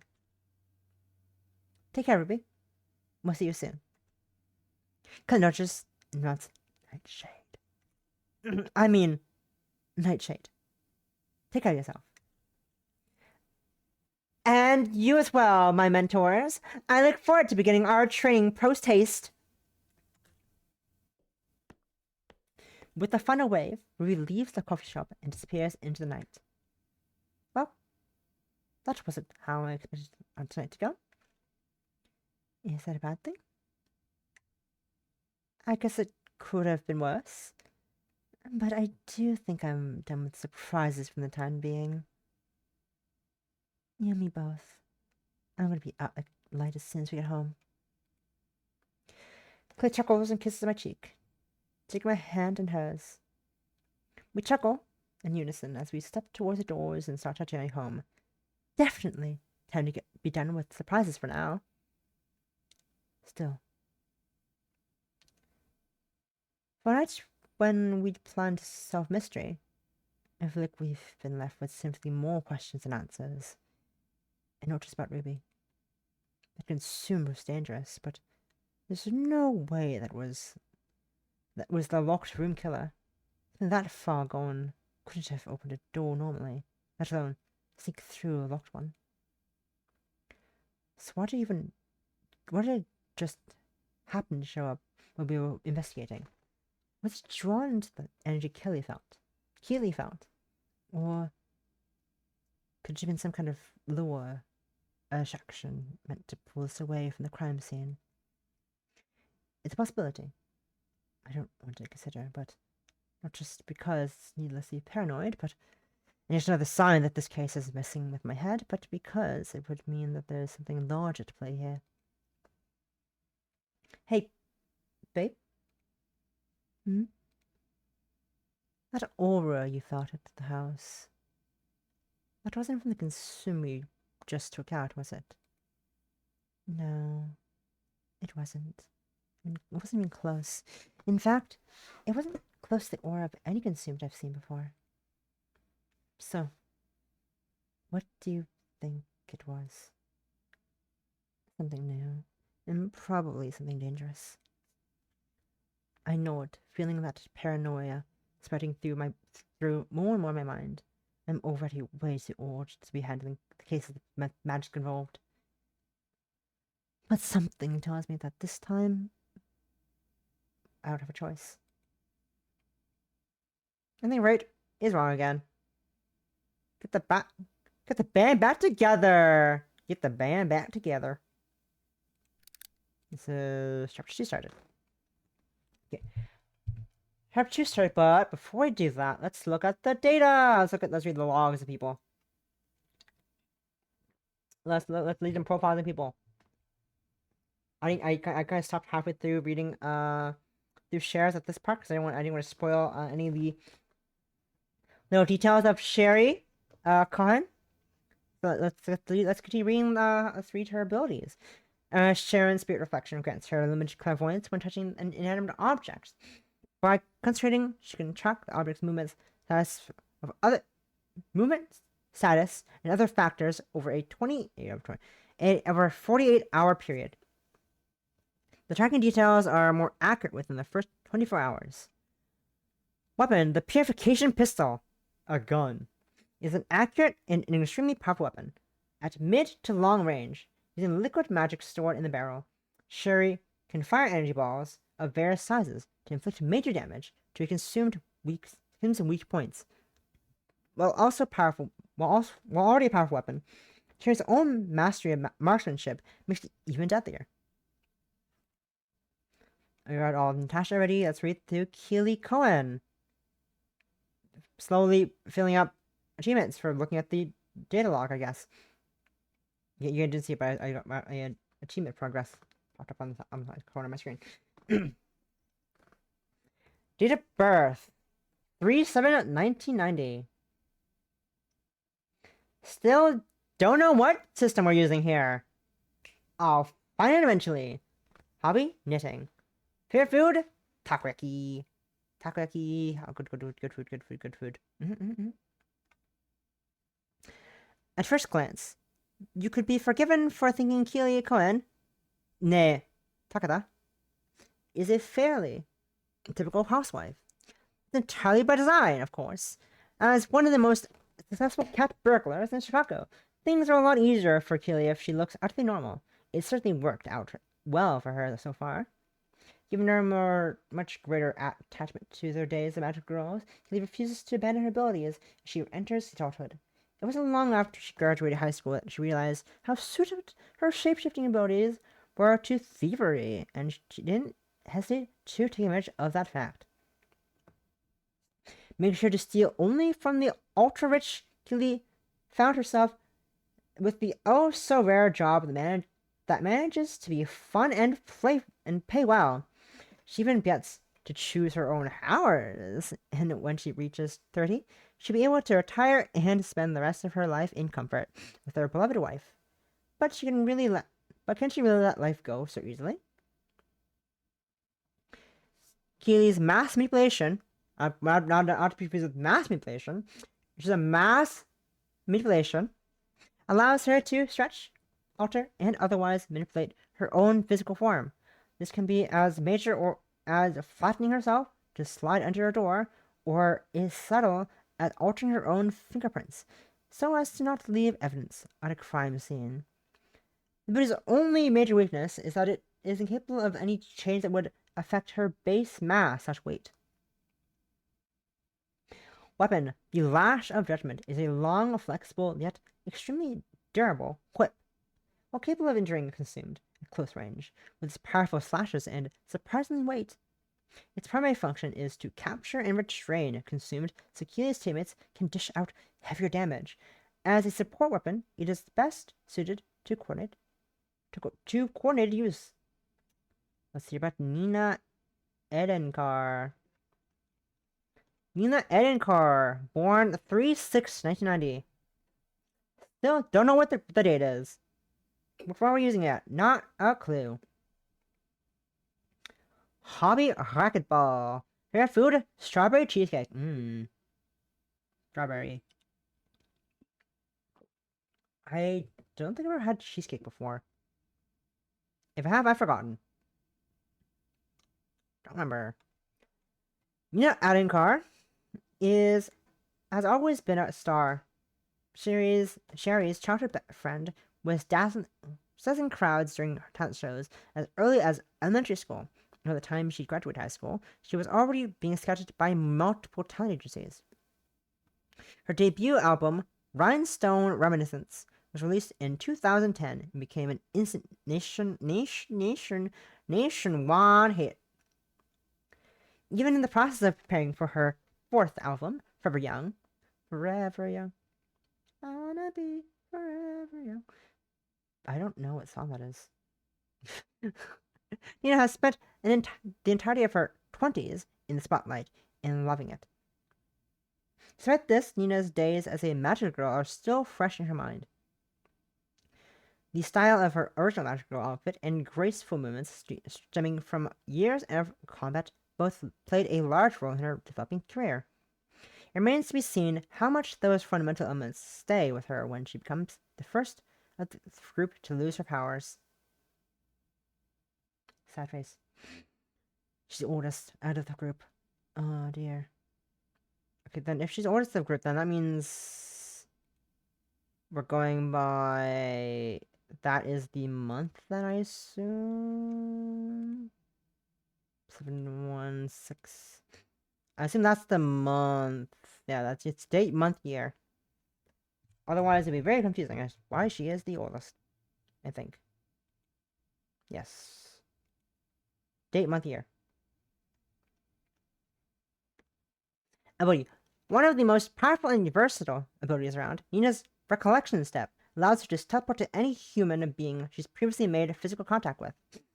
While these days she wants to use it to avoid the paparazzi, it also allows her to jump from teammate to teammate in battle in order to reach better angles of attack without putting herself at risk. Which, with such an overwhelming tactical advantage, it's no wonder she ended up being team leader. Weapon. Despite its non-threatening appearance, the Cutie Slicer's wicked sharp blade can cut through just about anything. As a result, Nina is the heaviest hitter in the group at close range. Its wide horizontal sweeps take advantage of these consumed slow movement speed, letting her slice off limbs with ease. You do not want to be on the receiving end of this one. Elbryn. Sherry, Kelly, and Nina's former magical girl ally. Always the baby of the group, she was the whole team's little sister, and loved dearly by her three closest friends. She passed away in 2007. Long before her time, Ellie Bryn was 15 years old when she died. And the shock of that death changed her three friends forever. But how'd she die? What happened that fateful night? And why couldn't Sherry, Kelly, and Nina stop it? Stalk. A recently corrupted Consumed. Stalk was once a powerful hedge fund manager operating one of the financial districts. A deal with Malice seemed like the best way to guarantee monetary success. Like so many other Consumed, his greed blinded him to the dangers of making such a deal. Consumed being inexperienced doesn't stop it from being deadly. If Sherry and Kelly hadn't stopped it, Stalk would have no doubt have gone to claim several more victims. Such is the nature of those who give in to their insatiable hunger. Rui Thompson, born the 1st of February, 2004. Hobby, writing poetry. Favorite food, popcorn. Rui Thompson is a newly minted magical girl, still unfamiliar with the basics of her role. But rookie or not, her sense of justice is just as powerful as always as any veteran. She may have been too young to be part of the goth scene at its peak, in the 2000s. But her love for all things dark and brooding has led her to adopt the alternate identity of Nightshade while on the hunt for a presumed. Ruby's a lot to learn, but as fate would have it, an encounter with a more powerful consumed resulted in her gaining 2 haunted teachers. How will their wisdom shape her understanding of what it's like to be a magical girl? Only time will tell. Ruby's booty, a shadow cloak, grants her total invincibility at a cost. In order to use her power, Ruby must close her eyes and engage in a meditative state known as unmoving concentration for up to 10 seconds to activate Shadow Cloak, with each second granting 6 seconds of invisibility. Invisibility.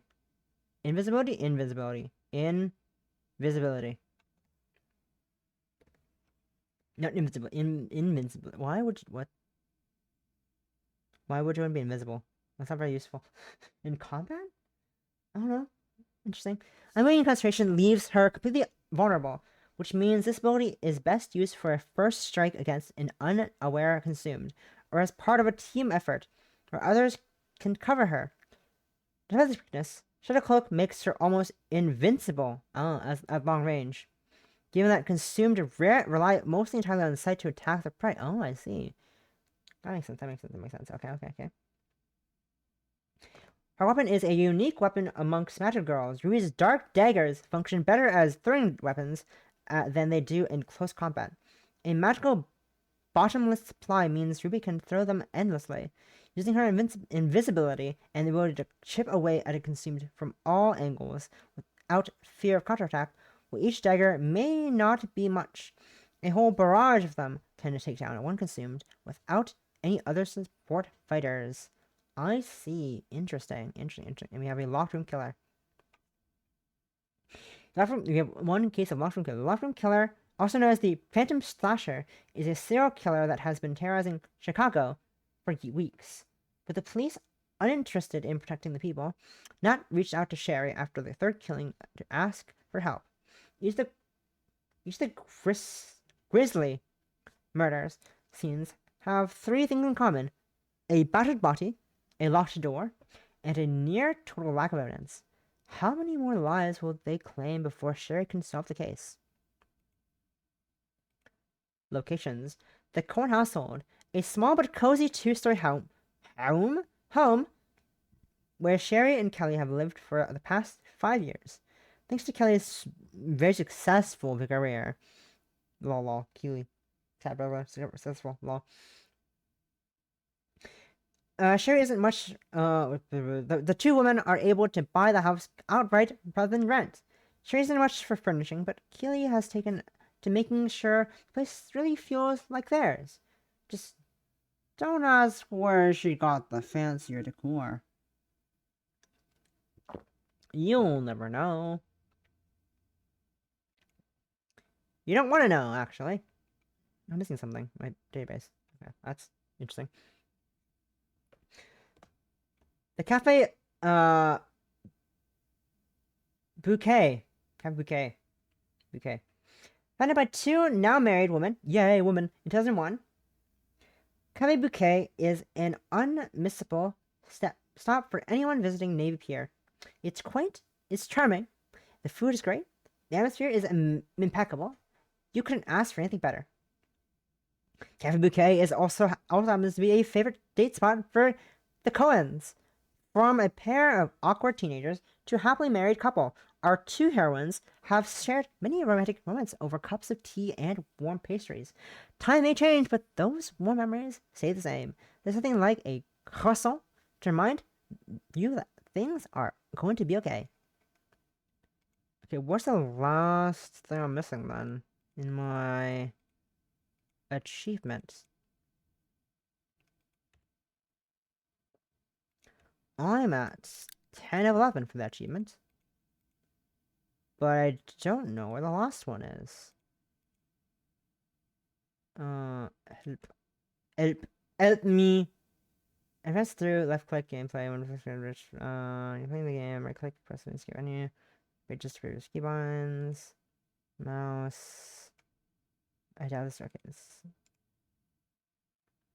Photo mode. Photo mode. Photo mode. Whee! I'm missing it. Yes, I know. I'm missing one more sheet. One thing for the achievement. What is that? Oh, nope. Landings.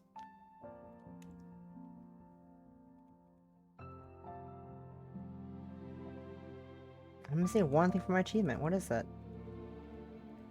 I'm with the achievement! What the fuck? What the fuck? I'm at 10 of 11.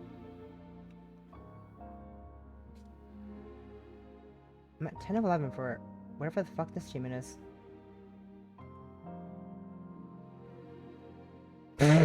Sorry. Sorry. Sorry. Honestly, I just looked at the achievements. There's I think there's only 3. There's 3 non-hidden achievements. One of them is called God forbid women do anything. God forbid women do anything. God. Can't believe it. God forbid women do anything. Hell yeah.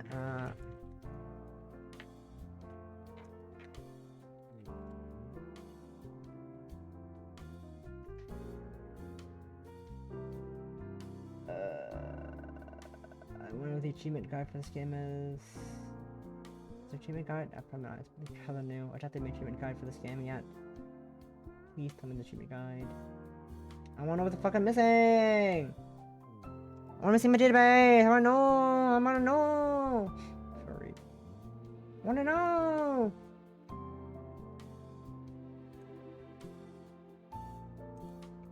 I want to know.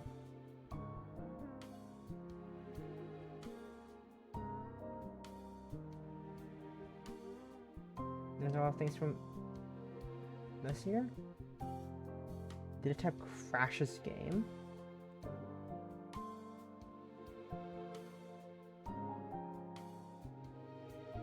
Huh, interesting. Interesting, fascinating. Anyways, we still got time. We still got some time. We can do more. I don't have to do just chapter 1. I do want to know what that missing though for that one achievement though. Oh, sorry. I started getting music. I was like, oh, what the fuck's playing? It's from it's on the fucking scene page. I want to know what is that achievement? How to get that last achievement? Tab. I want to know. I'm curious. I need to know. I want to know. I want to know.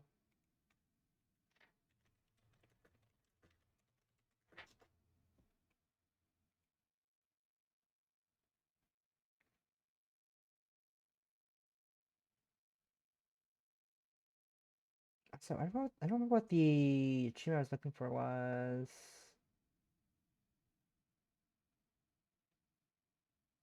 This is just.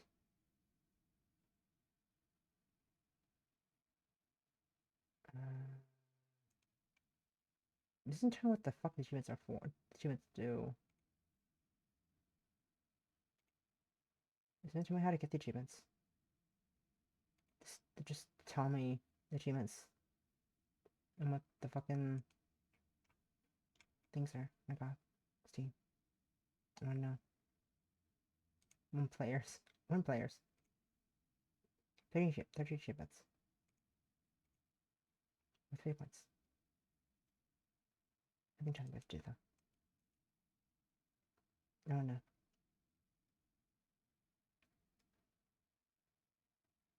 I'll never know. I'll never know! Anyways. Okay. I'm gonna quickly go to bio break, and then we'll be back with some more of this before until time. So BB.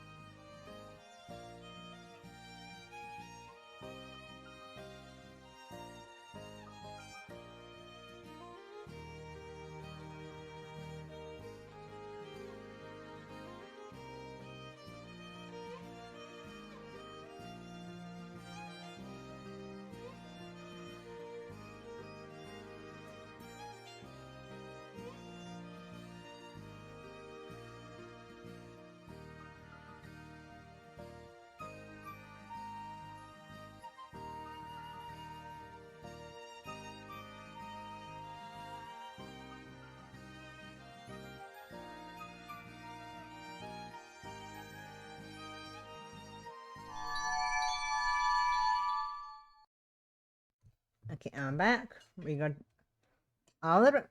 Play a little bit more before I have to wrap it up for the day, but that is fine.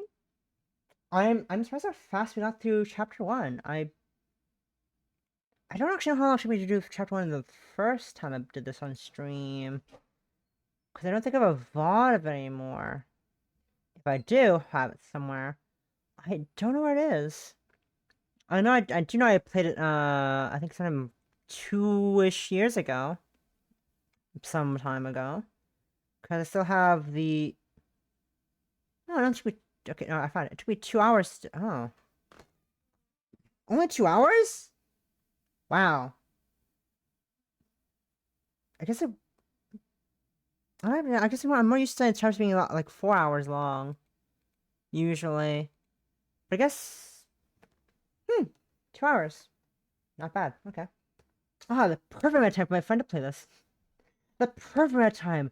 Chapter 1 is so it's only 2 hours. It's perfect amount of time for my friend to stream. I only do 2-hour streams. Anyways, that's not important. We're supposed to be reading a story. Setting ourselves up as Rumi's after-school tutors was a lot easier than I expected it to be.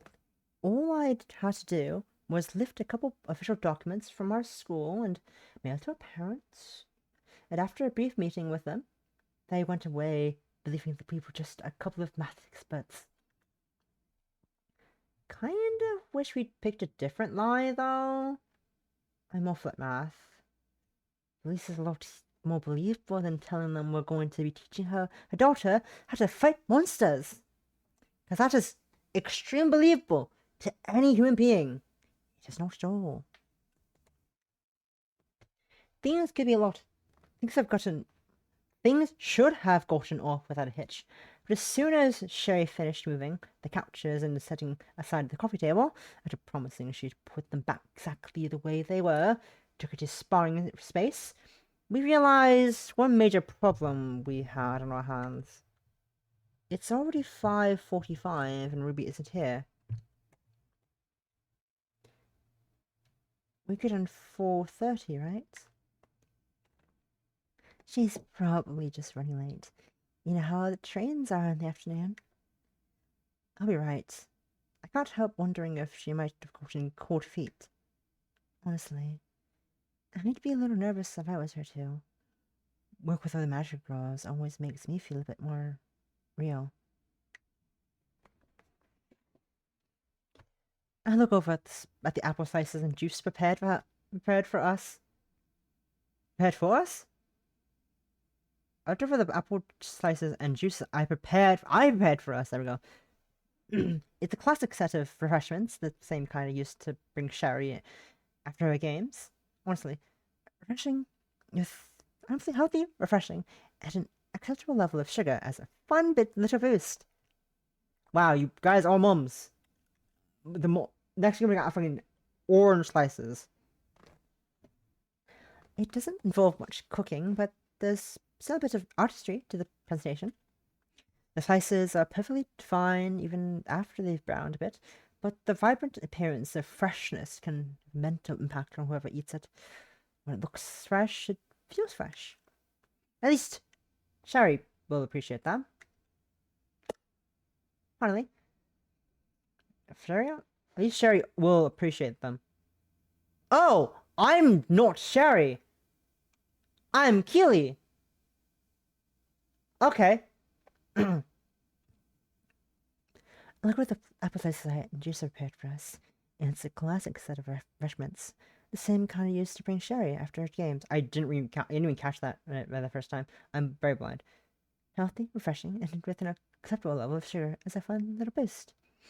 It doesn't involve much cooking, but there's still a bit of artistry to the presentation. The slices taste perfectly fine even after they've browned a bit, but the vibrant appearance of freshness can have a mental impact on whoever eats it. Whenever it looks fresh, it feels fresh. At least Sherry will appreciate them.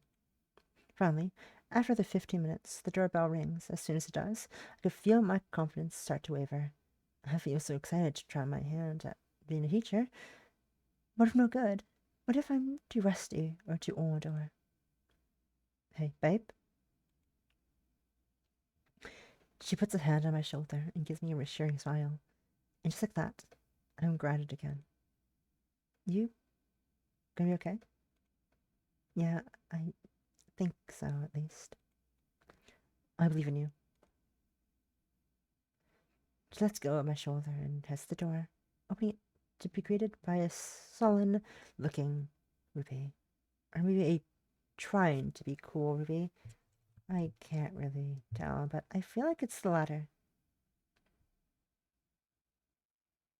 あ、それは何ですか？ブルースカイノリフィケーション？なんでそうだなぁ。かわいいなぁ。かわいいな。ごめんなさい。Hey, Ruby, come on in. Hello, my mentors. Forgive my lateness, but I wanted to wait until the sun dipped lower in the sky. I fight better in darkness, you see. Is that right? We magical girls are created to teach us the night, are we not? To train, I must be able to draw strength from that very night. Of course we are. Isn't that right, dear?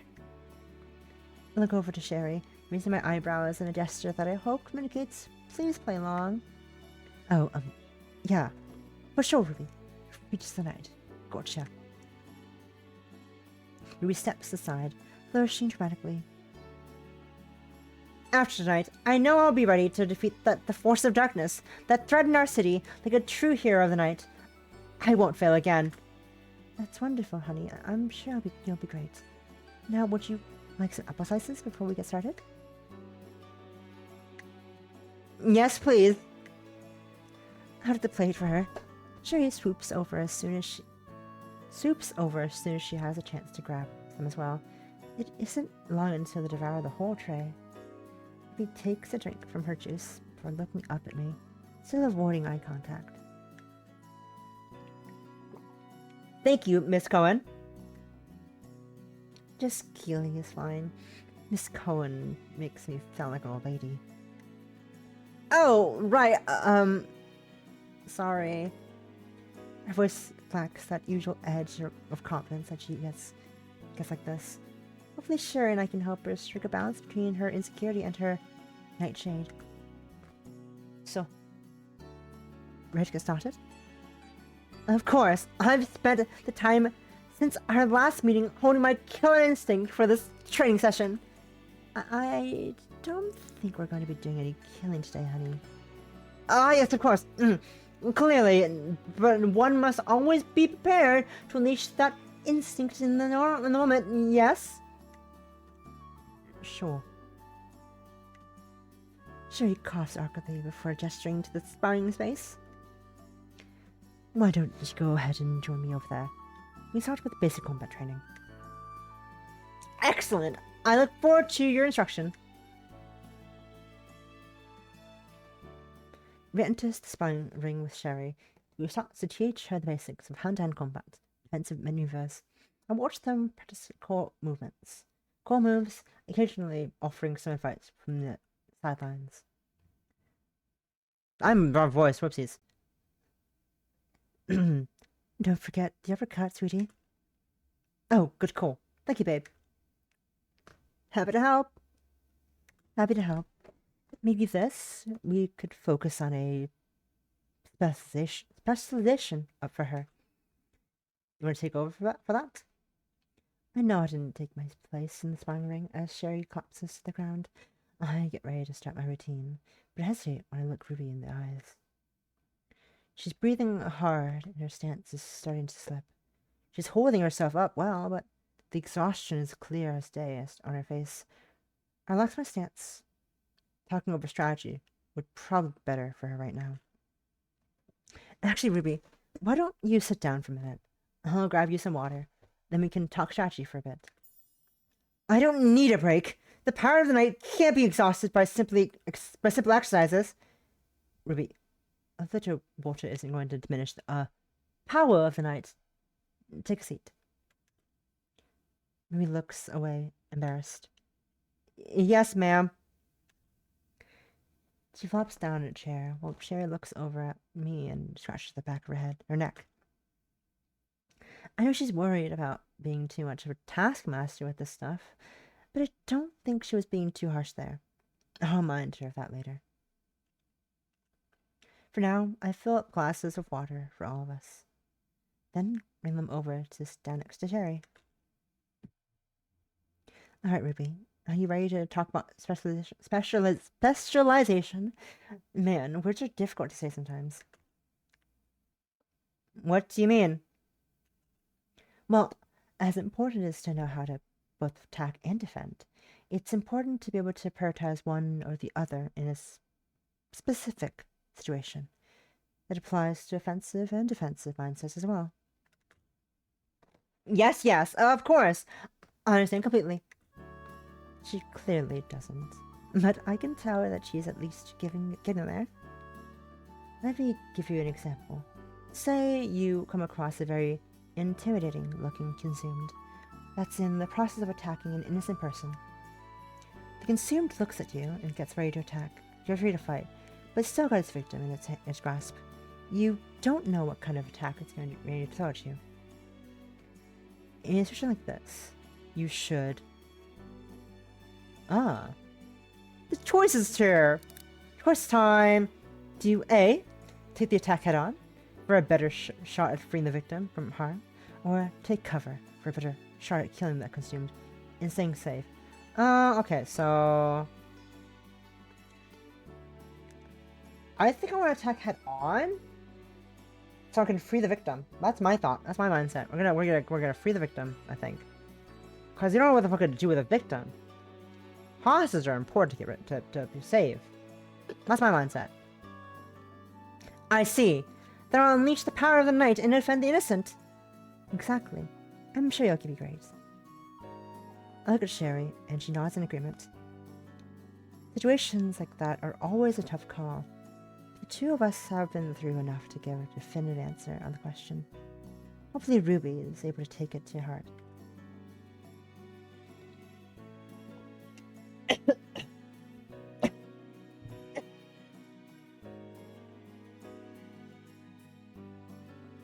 I swallowed the wrong pipe there. Whoopsies.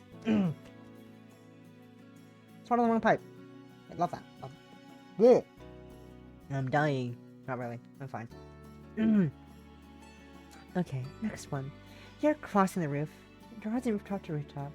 You can cross two paths. Go through the remaining questions without issue. It's about a situation when we first met her. She nails almost every single one of my scenarios. With more combat training, she's got potential to be top of her game. It's getting a bit late. Maybe we've got time to squeeze in one more sparring session. I'm about to ask Sherry if she's up for that. When a sudden sound from the kitchen makes all three of us jump. Hi, Nina. Damn, you girls are crushing the whole teacher thing. You ought to start a Magical Girl training center or something. I guarantee that bring in a lot more than being a super sleuth does. Let me whirl around to find Nina sitting at the kitchen table, helping herself to one of the juice boxes from earlier. Come on, Nina. What do we say about unannounced visits? Oh, please, Cher. Don't act like you aren't always psyched to be blessed by my charming presence. I can't help giggling while I look at Sherry's stern expression, as if she could actually be mad at Nina for long. I suppose this is a good time for introductions as any, at least. Ruby, this is... I look back to see Ruby staring at Nina, with wide eyes drawn nearly on the floor. You're... Yes? Nina giggles, clearly used to this kind of reaction. Nina Alencar? That's my name. Don't wear it out.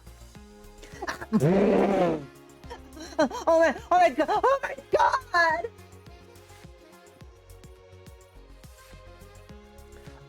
I think Ruby's excited. What do you guys? I think Ruby's a little excited to see Nina, the famous idol. They were so unimpressed. Wait, what? This is hilarious to look at.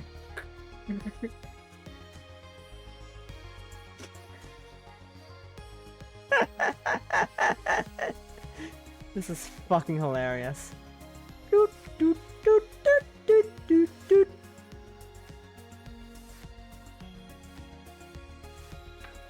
You know, I get the feeling that you may have heard of me before. Just a inkling. She's still shaking. Ruby jumps up and down. Jumps up, a shaky grin on her face. Yes. Like, we stand eternal. Stan? Oh, wig? Wig? I'm sorry. We stand eternal. Yeah? Oh, wig? Wig? I've got like every album of yours. I can't believe you're a magical girl! Well, that's not the kind of tea I prefer to spill, obviously. Tea? Please don't spill anything in our house. Nina holds her hand to her chin, chuckling. Oh, Cher, you two have no idea what we're talking about, do you? That's not true. I get it. Ruby stands you. It's the opposite of not being able to stand you. It makes perfect sense. Makes perfect sense. She stands you.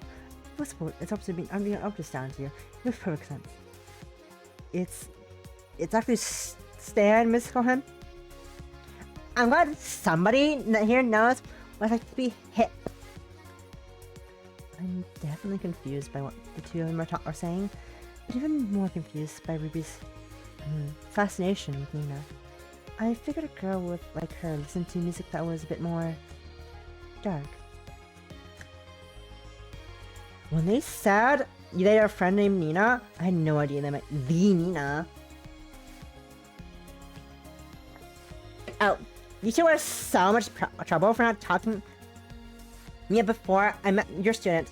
Not to mention, knowing nothing about slang. Then again, I'm not surprised someone so technologically illiterate isn't up to the latest trends. We're not that illiterate. We're not that technologically illiterate. We know as much as we need to know.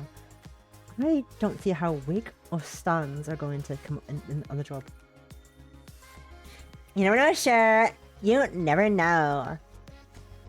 She turns away from us, smiling at Ruby again. Ruby, right? That's your name? Yes, ma'am. I mean... Yes. I said it's definitely past the Nightshade Zone. I mean, that's a good thing. Well, it's a good to meet you, Ruby. I hope we have a chance or two to work together sometime. Yes, please. I mean, I look forward to it.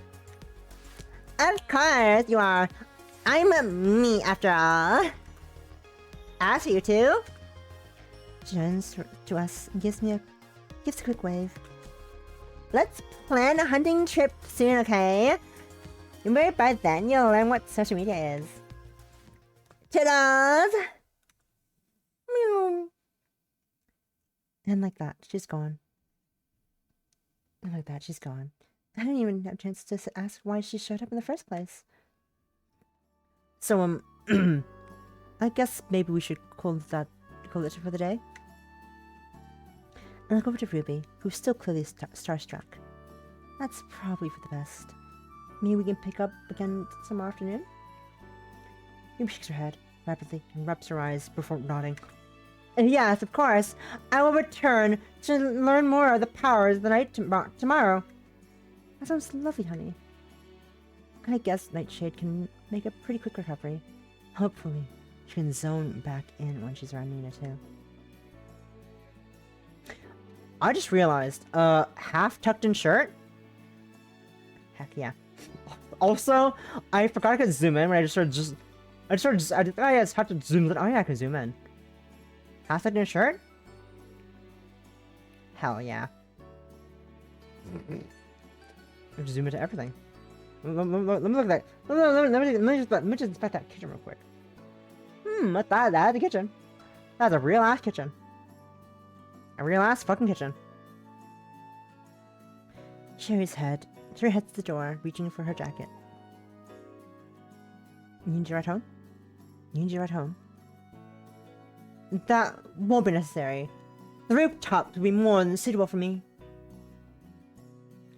Just make sure you don't get seen, alright? Not to worry. The night is my ally. Right. Totally.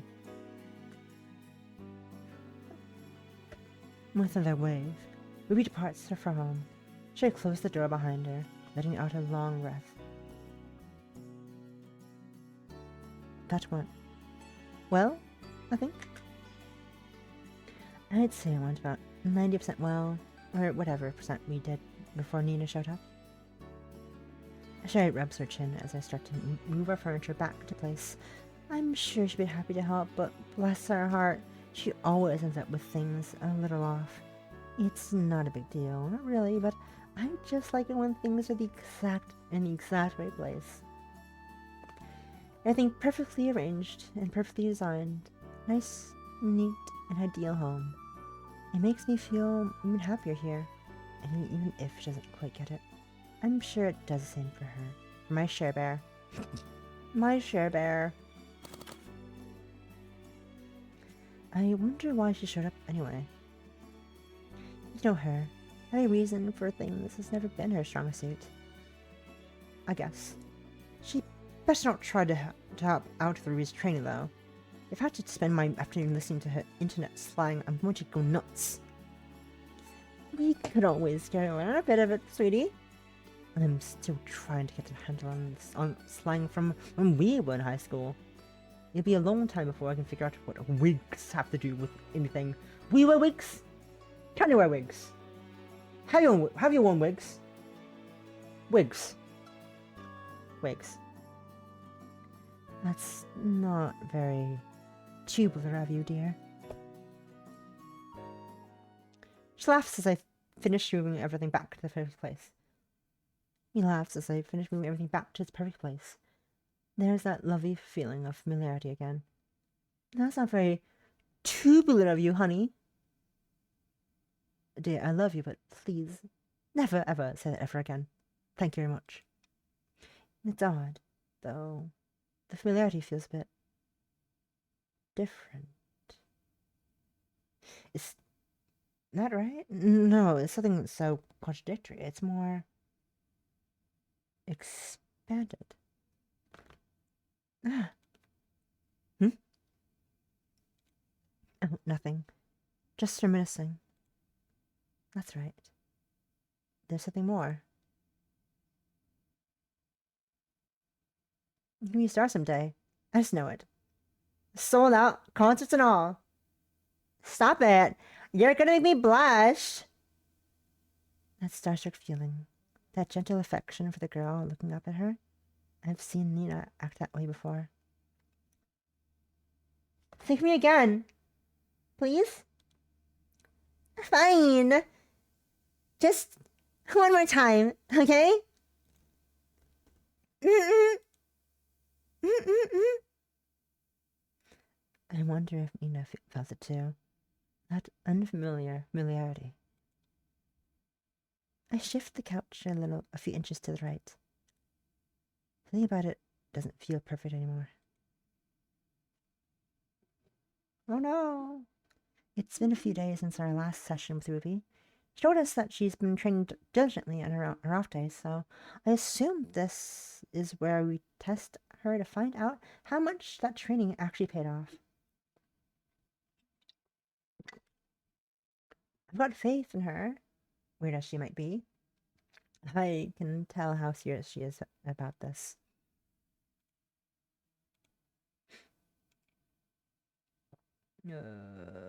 Sorry. Hey, honey. Ruby says she'll be here in a few minutes. Oh, good timing. I just cleared up the sparring space. Did Nina get back to you about whether or not she's coming coming for this one? Keely shakes her head as she finishes peeling the last of the clementines. Her love for healthy post-workout snacks hasn't diminished a bit. No dice. She's looking for concert venues, apparently. I can imagine it's out of obligation rather than choice. For sure, I'm sure she's dying to use her powers as much as she can in her final months. Final month, singular.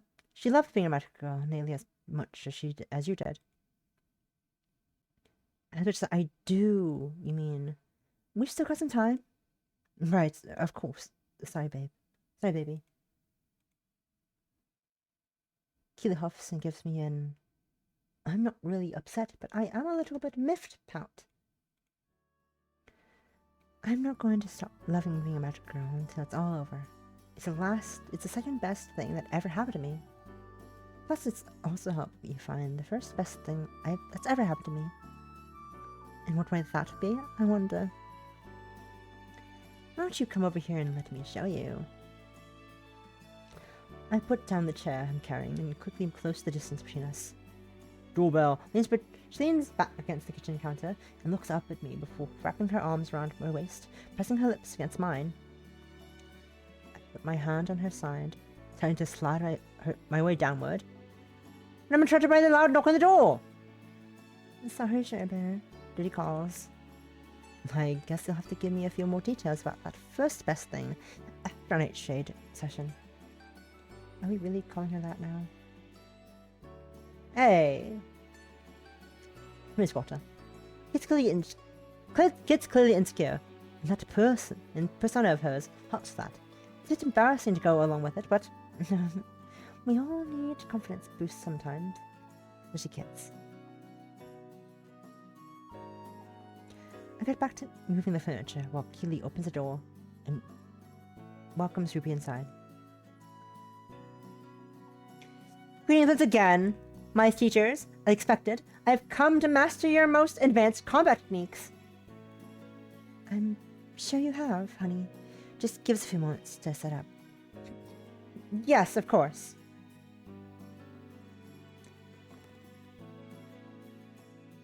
Ruby sits down in the kitchen while I finish moving the couch, doing her best to look pensive and brooding. It's possible. I'm not sure it's possible though, better than nothing. My face. Could be better.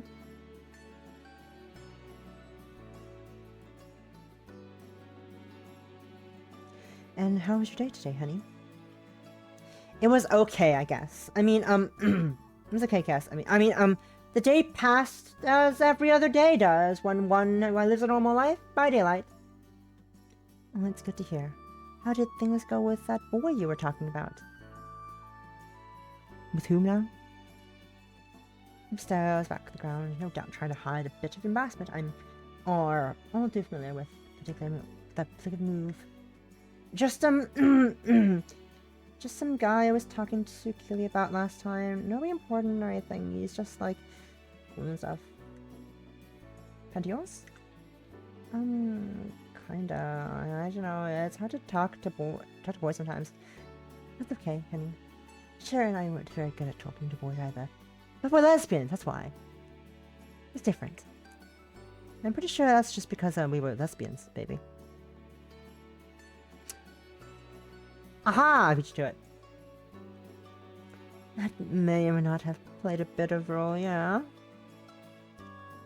And they were lesbians. And they were lesbians. And they were lesbians. Lesbian Lex. Lesbian Lex.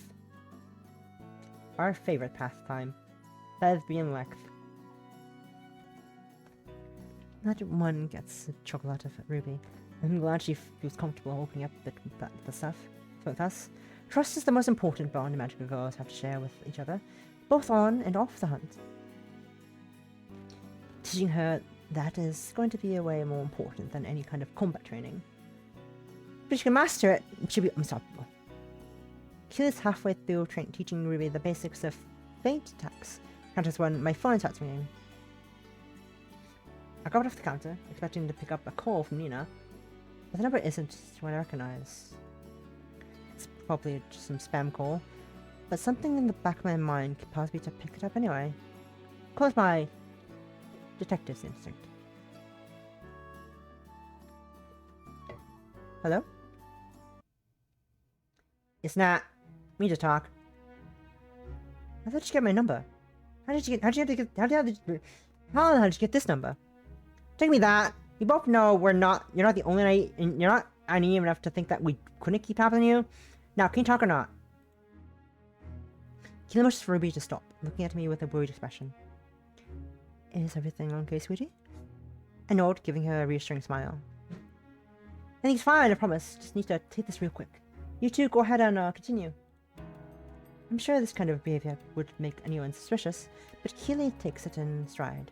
We both trust each other enough to be at peace keeping secrets.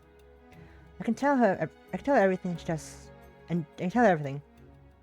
I can tell her everything, and she does the same.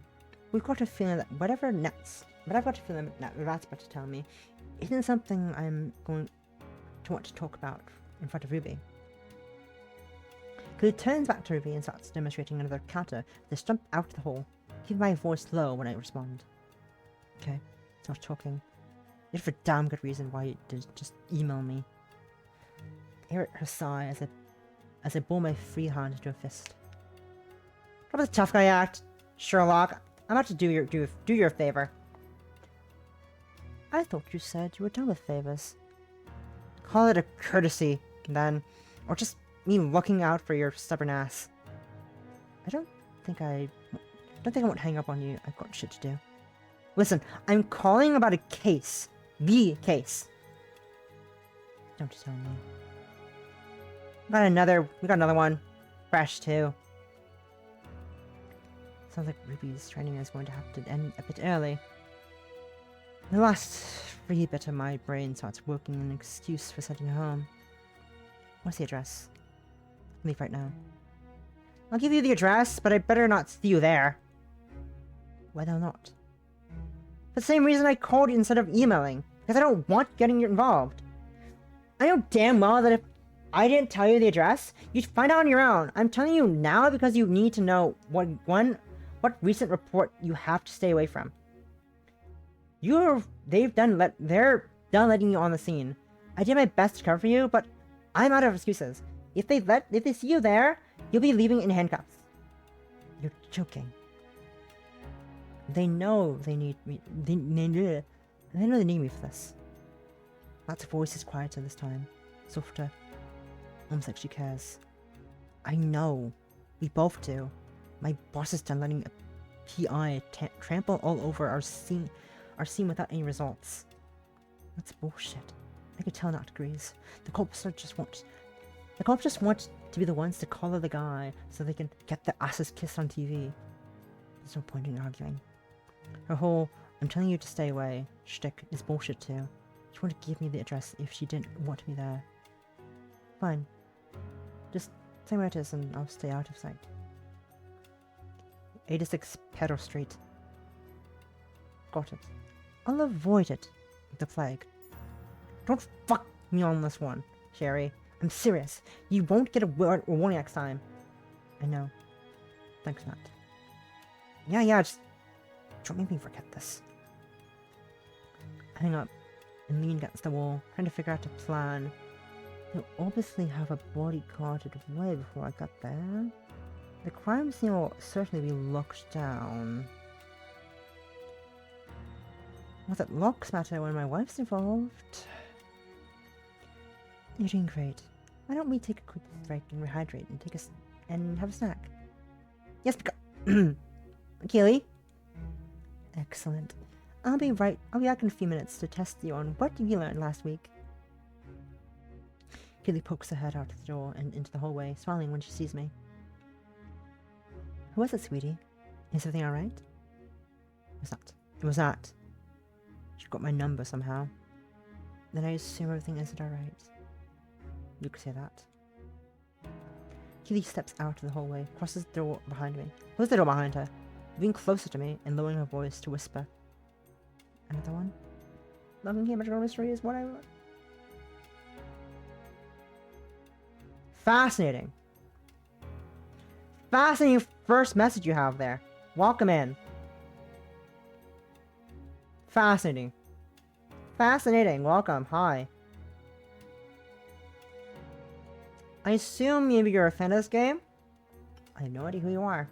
But welcome in.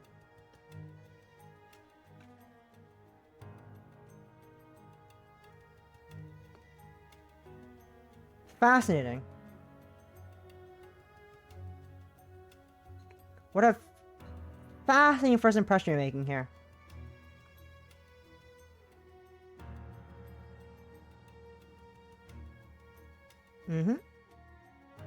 Welcome in.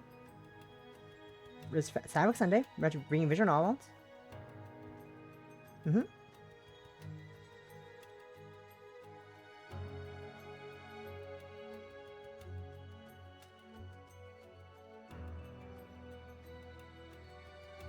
Oh, I see. Okay. Well, this is oh. That's awkward time. Oh. Get back to you when the ads. That's awkward. Ads happening. I'll get back to you when the ad's finished. This is a very awkward time. Wild. Oh, okay. Anyways. Okay. Well, this is the Lock and Key, a magical mystery. It's a sapphic visual novel made by Studio Analog, who make a lot of other sapphic visual novels you might have seen around the sphere after internet. Heart of the Woods, Heart of Blossoms, Without a Voice, Sleep Happy. They make lots of Yuri. Big Yuri fans, they make. That's Yuri. This is their latest game they published about 5 days. Yes, Yuri, you say. Yuri. Big Yuri. I say 5 question mark. It's been 5 days. I look at the date on it's been 5 days. It came out on the 30th of September. It is their latest Yuri game, as I said. This one involves it's a magical girl murder mystery, kind of. I guess it's murder mystery, not like the normal sense of murder mystery. I like the stereotypical like Clue murder mystery.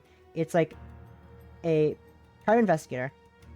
This is private investigator, and they're former magical girls. Technically retired, but they're training in they're doing things. But yeah, it's a Yuri visual novel. Women, they're married. So I'm just caught up on your first message, just walking in.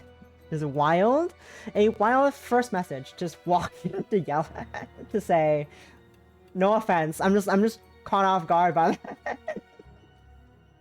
It was a wild first impression to have. But yeah, it is Yuri. They make many Yuri games. You should check them out on your free time. But I'll check this game out right now. Like I said, it's really don't worry. Don't worry. I was like, fascinating first message. Debates banning or timing out the person. Sweats nervously. I'm afraid this is gonna go. Look, would you blame me? That's a wild thing to say. The first thing walks in. I'm a goon. Whoa. Wild.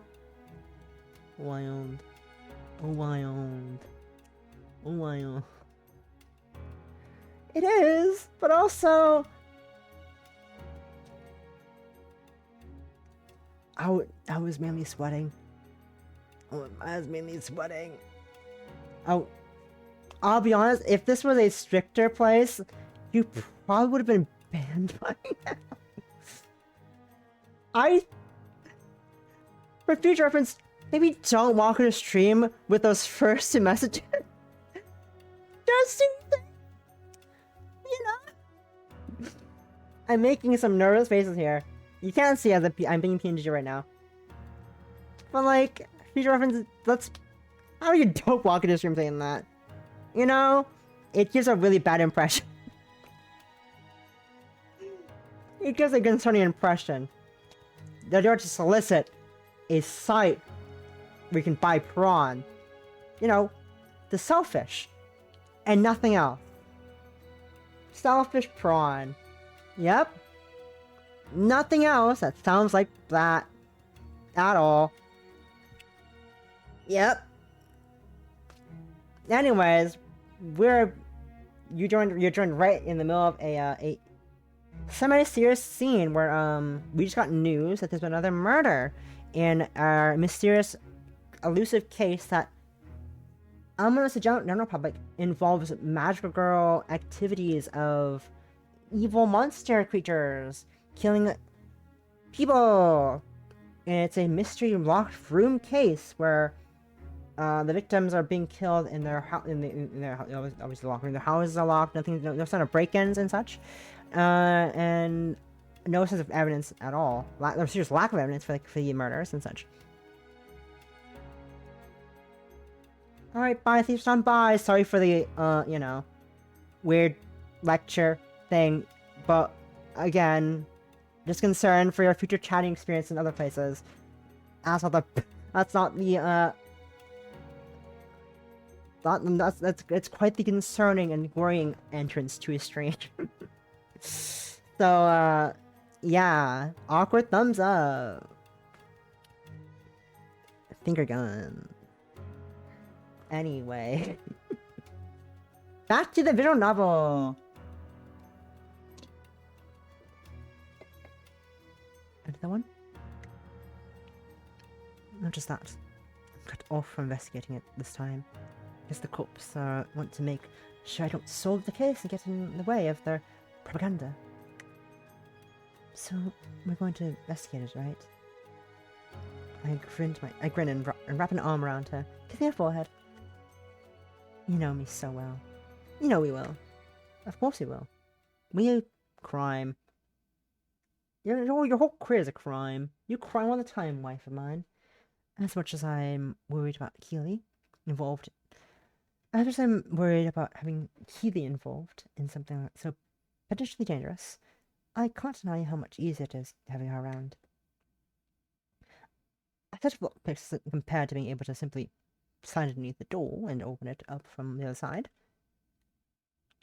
She swings open the door. She swings the door open and steps out, holding it from me, while giving me a playful automatic bow. Whee!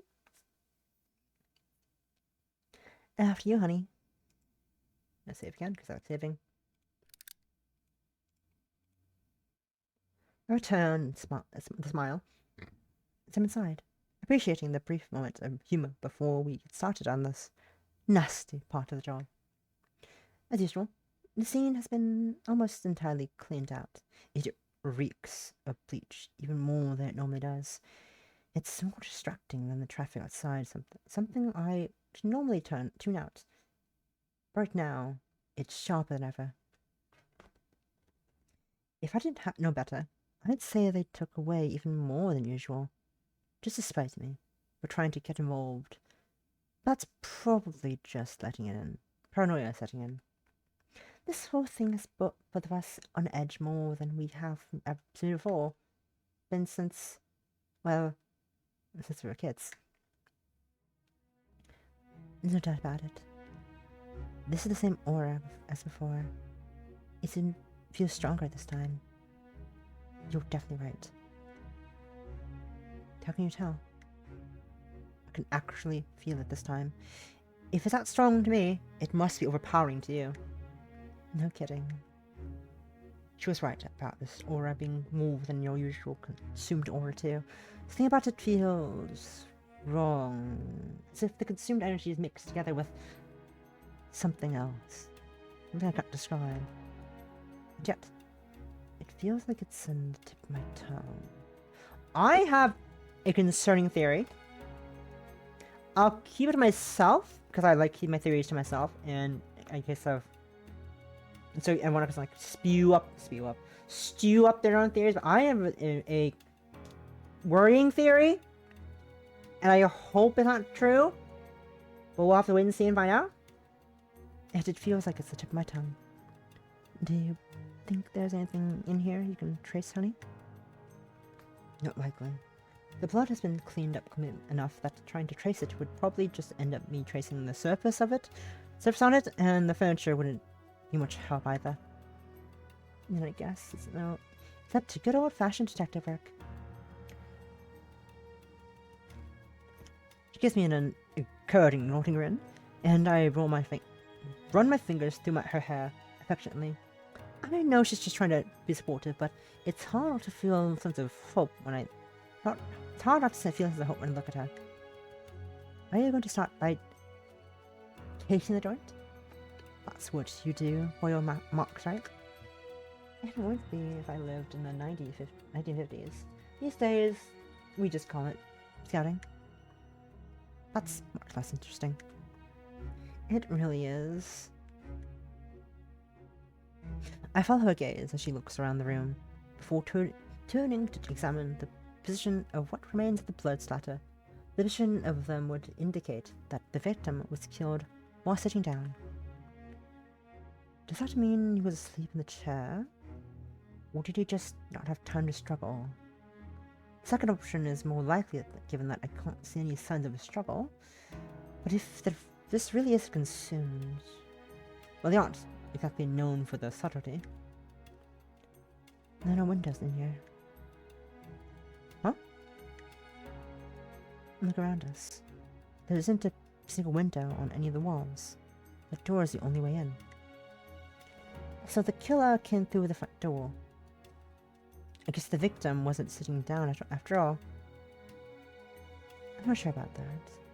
If you trace the door, would you be able to find out when it was last unlocked? Did anybody ever tell you you're a genius? Once or twice. I put my hand on the door and close my eyes. Turn back the clock. Bring the past to me that I might see the truth. For the sake of the innocent.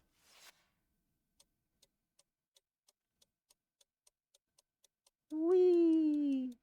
We're going back in time to look at the past. 24 hours ago. Get this right. I could see the door unlocking a few minutes ago. When we came in, I turned back further until I see it unlocked again. The police this time, using a spare key they must have gotten from the building owner. And then... nothing. But a single unlock in the past 48 hours beyond those two. I stepped away from the door, shook my head in confusion. The killer didn't use the door. I thought that might be the case.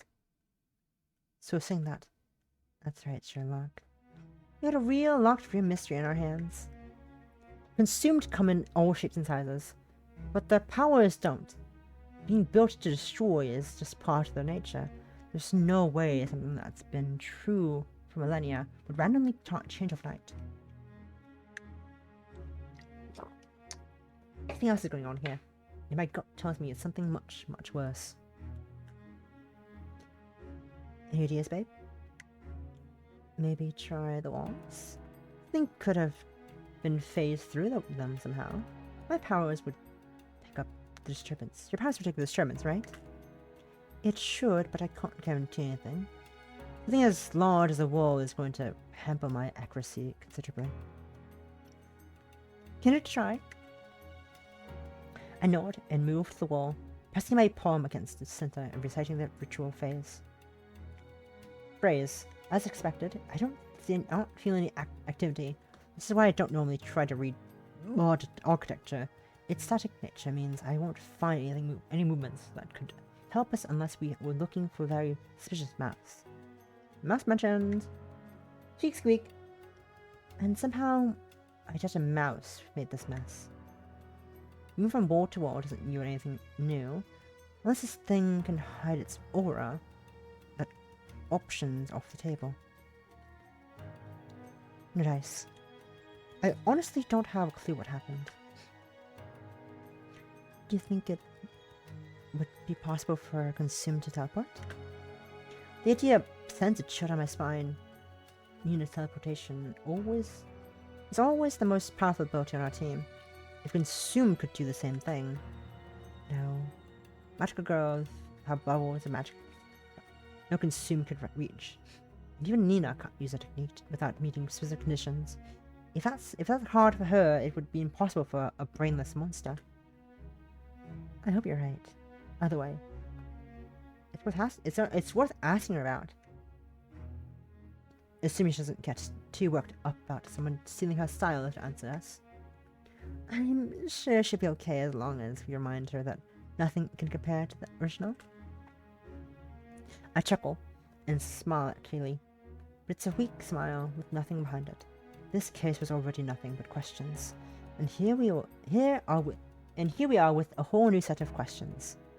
On top of that, there's this awful aura. Not even the heavy bleach scent can smother it. The air feels like thick, choking oil. Being around it for much longer would make me sick. It's just wrong in a way I can't understand. If being honest, I don't think I want to understand it. It scares me. Especially because I know that understanding it will bring something much, much worse along with it. Something undeniable. Something we won't be able to look away from. Something I don't know if we'll have the strength to handle.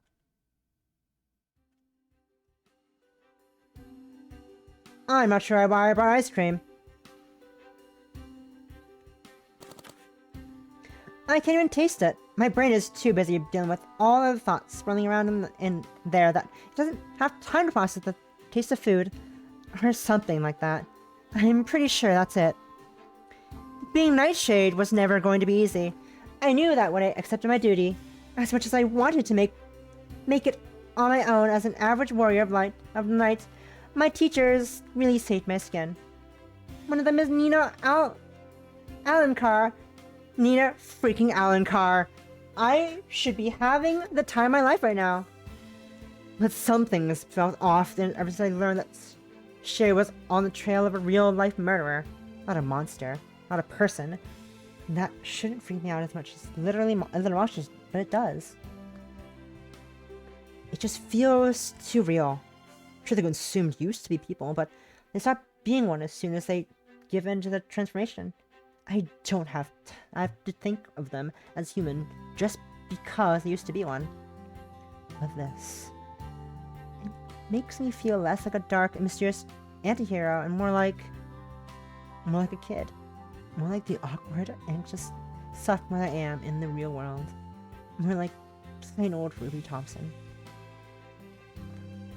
Not that I'd ever tell anyone like that, of course. I tossed my tasteless ice cream into a nearby trash can. No! Not the ice cream! What a waste of food! Give me that. Oh, give me the ice cream. Okay, where's it? Give me. Pulling out my phone and taking a look at the group chat. My heart immediately jumps when I see the online list. I spy it online. Anyone looking to team up tonight? I'm afraid I won't be able to join you this evening. My apologies. Press is online. I can. We can come next time, Nightshade. Yes, perhaps. With my new training, I'm certain I'll be able to. I'll be of great help. Oh, great. So much for getting rid of anxiety. Just type message to her makes me embarrassed. Sparxus, or rather, Jude. I'd be thankful for her giving me something else to think about. Honestly, acting all messy bisexually in public is only as small as the bad from worrying about a serial killer. Bisexual! Yay! She's bi. PogChamp, pog. Pog. Oh, a Nightshade strikes from the shadows. Taste the blade of justice. From the darkness, a warrior. Ooh. Cute though. I mean, it's not. Of course, it's not. Nightshade anyway. That's more important to Nightshade than rooting out evil, no matter what kind of evil it might be. I'm sure the other girls know that just from talking to me. What about my teachers, though? I'm sure that they've seen how skilled I've become since we began our training. But do they really think I've got what it takes to be one of the best magical girls? Besides, they even want to help me even more than I was. More than I was. Being kind of a girl the other girls can look up to. They're so professional, so in charge of things. They're dealing with real life crime. What am I doing? I haven't even taken me out of... They haven't even taken me out to hunt yet. For all I know, they're just at home working hard on solving these murders and being grateful that they don't have to deal with me. I'm surprised. Aww. Poor Nightshade and social anxiety and self-worth issues. Poor fella. Being paranoid, I tell myself. They want to help. They believe in you. Then why? Ruby, is that you? Babe, don't. I turned towards the voice to see Keely waving at me from the store right next to me. He's there too. Shirley's there too. Or at least, I think she is. She's carrying something massive that's obscuring her face. Are they following me? It is you. I should have known we'd bump into each other on one of our days off sooner or later. Why do you say that? Magic girls tend to end up in the same places as other magic girls. I don't know how it works or why it happens, but it's just a thing.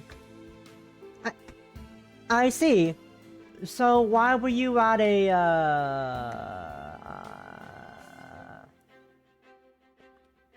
I look up at the name of the building they just came out of. The happy place. Isn't the, toy store? Kitty giggles and points at her wife. Kitty's taken a few steps forward, and I get a look at what exactly she's carrying. It's a teddy bear. A giant teddy bear. Probably the biggest I've ever seen. Okay. It's an actual toy store. I thought it was a toy store. Now, this is a toy store. There are very cool plushies achievement unlocked. Learn the dark side about Sherry. The dark truth about Sherry. I'm not sure what to say. Sherry and I just stare at each other, each frozen in place. Her eyes are as wide as dinner plates. I'm sure mine are too. Oh, hey Ruby. Good to see you. You too, Teach. Is that a gift or something? Sherry starts to nod before noticing Keely shaking her head and smiling. Come on, Sheba. You're brave enough to tell her. Come on, Sheba. Am I right to tell her? Sherry chuckles nervously and looks down at the ground, hugging the bear a little tighter. I guess you could say I'm a bit of a collector. Like a rare toy collector? Not exactly. You see, my wife really loves her teddy bears. We've got a room that's absolutely full of them upstairs. I put my hand in my mouth, trying to suppress a laugh. Sherry? Sherry, the toughest woman I've ever met, has a teddy bear collection. Just a big, tough share bear for a reason, after all. I can see Sherry blushing out now as she looks away. I can't believe my eyes. Oh, babe. You don't got to say that. Please, stop saying that. Please, can we leave now? It's true. Even though you're much more cuddlier than any stuffed animal. Oh my god. Anyway, it's good to see you, Ruby. I hope you're enjoying your day off. I think we're gonna go... got some more shopping to do and stuff. Oh, we should stop by a new boutique before we go home, honey. Nothing. Sure thing, baby. Why don't we do that? Right now? Okay. Keely gives me a brief wave while Sherry turns and starts to power walk away. I'm glad we can run into you, Ruby. Have a good rest of your day, okay? Yeah, you too!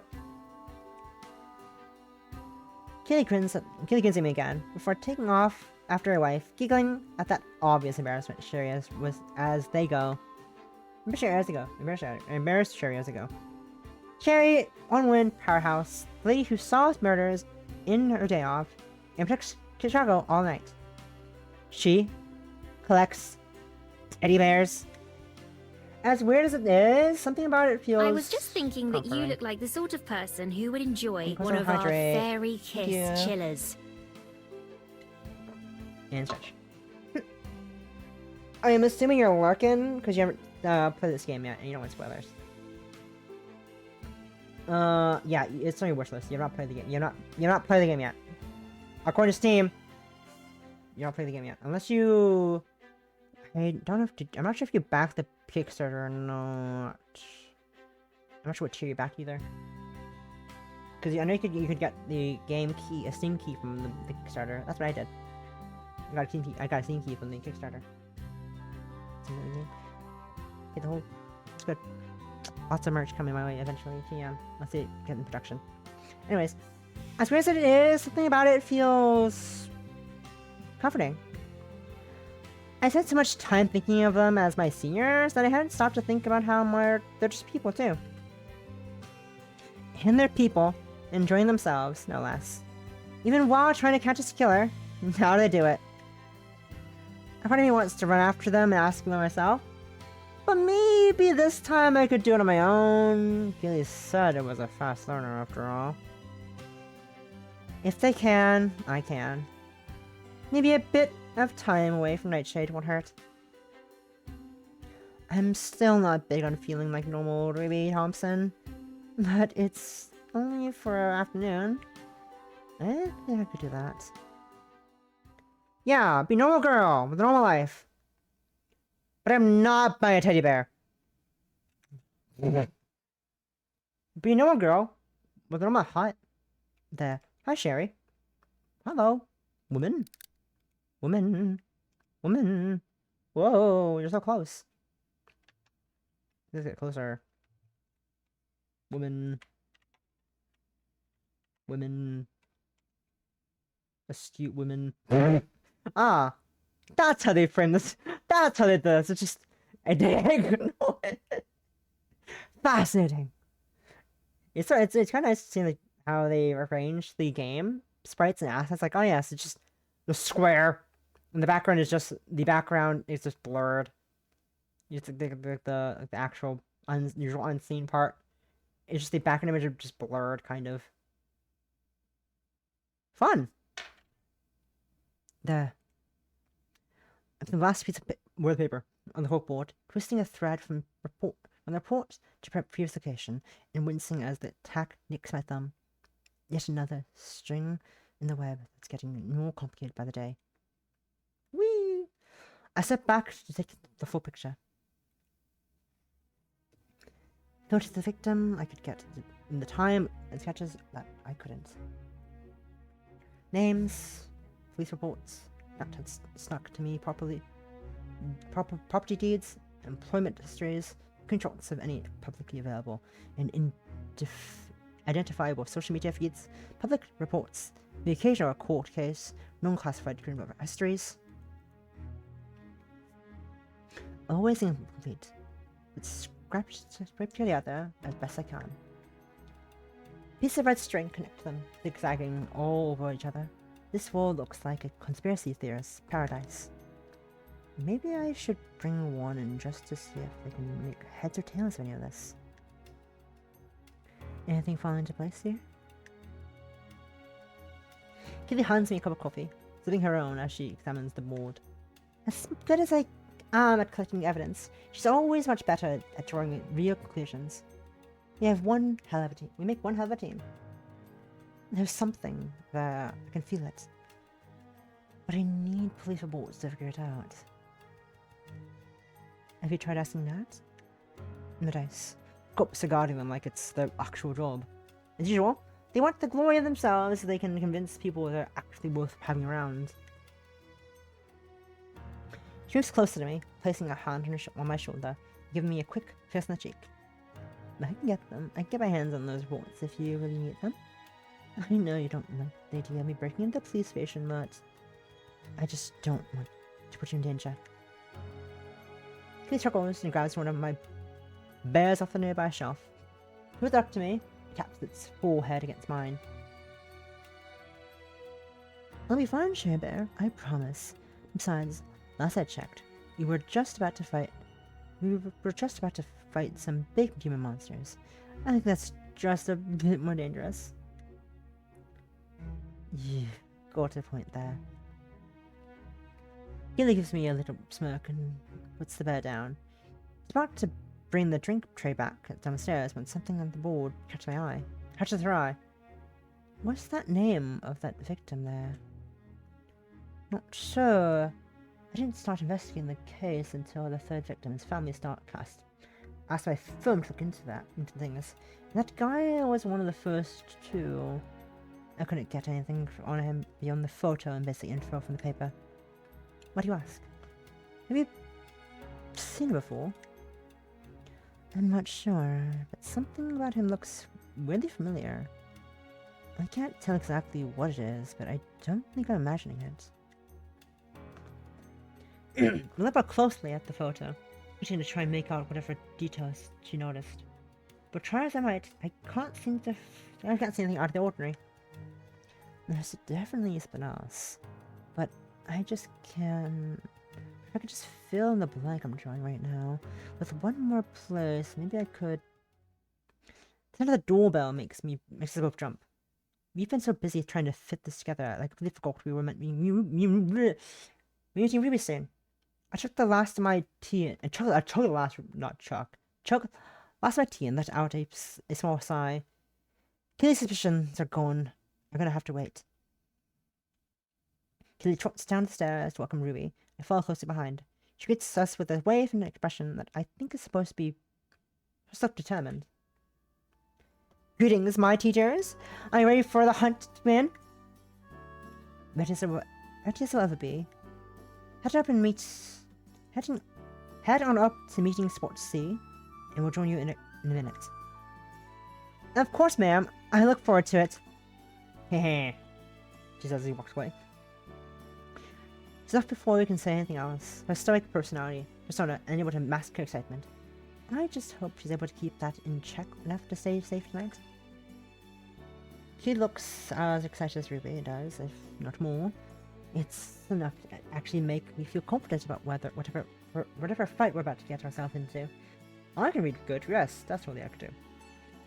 I know she's happy, so am I. Oh, let's try and think of a fun battle formation for the three of us on the way. Sounds good, baby. Just make sure you give it a cool name. You better believe I will. Operation Young Hearts is on the go. Ah! Sorry. We gotta look at that again real quick. We climb to the rooftops to find Ruby practicing some of her moves Killy taught her. Honestly, she's nailing every single one of them. My wife is one hell of a teacher. Great fun, Ruby. Just make sure you keep your feints up during real combat, okay? Of course, Keely.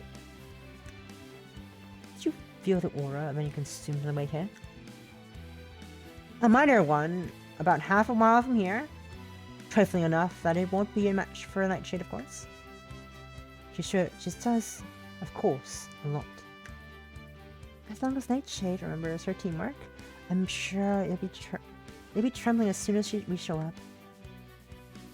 Ruby's glower breaks into a smile for a moment before she focuses a serious expression. Still having a tough time committing to the bit, I see. Well then, let's get transformed here, and then we'll follow you to the consumed. Yes, of course. Once more, Nightshade will take form in the shadows of the night. Yeah, that. What do you think? Of course! I close my eyes and feel the warmth flow through me once again. For the sake of the world, we will be its guardians. Let our spirits shine through. Look at them go! Woo! Prepare to face justice. You will not escape our judgment. Become one with the shadows! We drop down, perfectly synchronized. She's definitely got the hang of this. We are magical girls! The glow around us fades, leaving Keely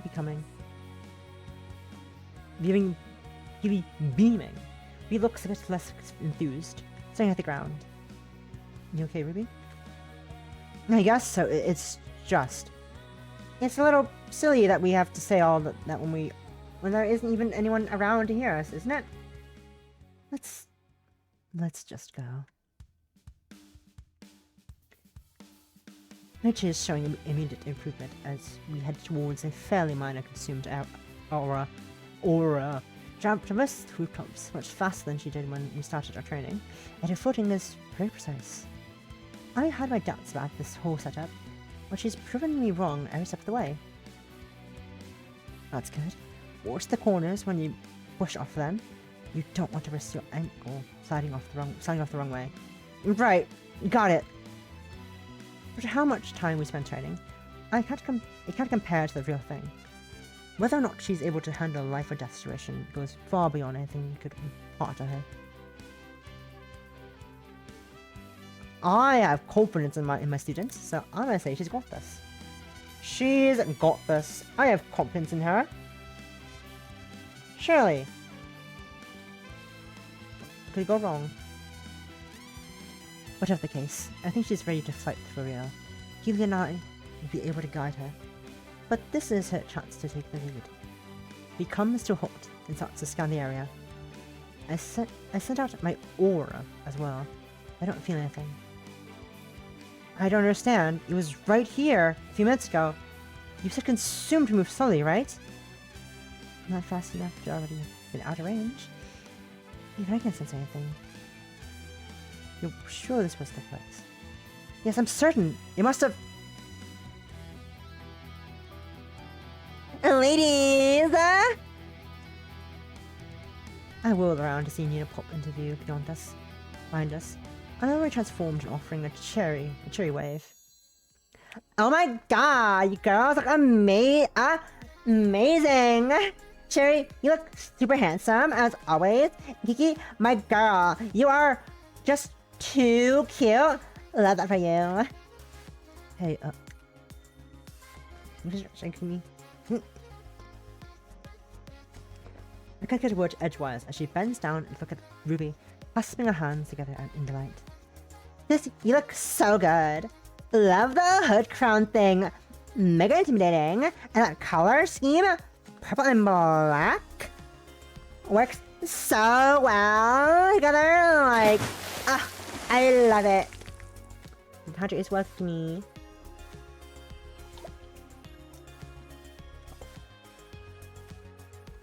Ruby's eyes widen as she stumbles back a bit, slowly a bit starstruck. You think so? Like, you really think that you like it? I adore her! Adore it, hun! Oh my gosh, thank you so much! I mean,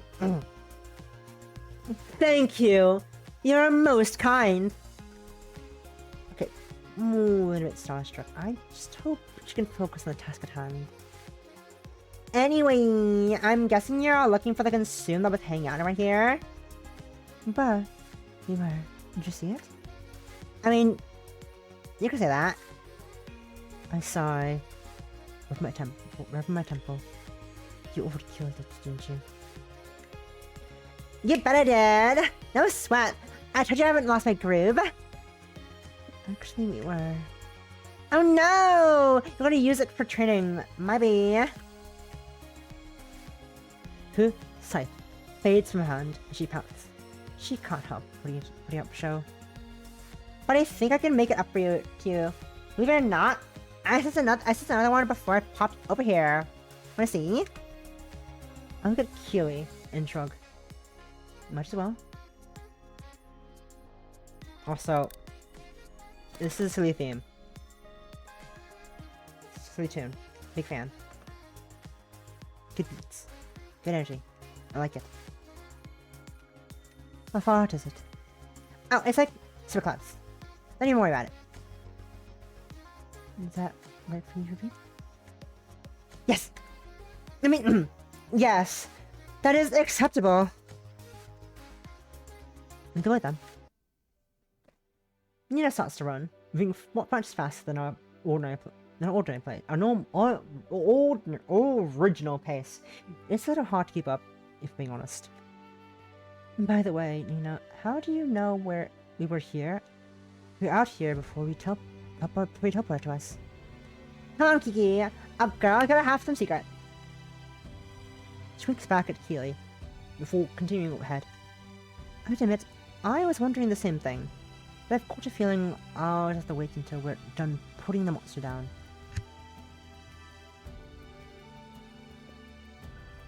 When the consumed aura comes into range, it comes in strong. Way stronger than the one we faced outside the crime scene. Is this really something you can train with?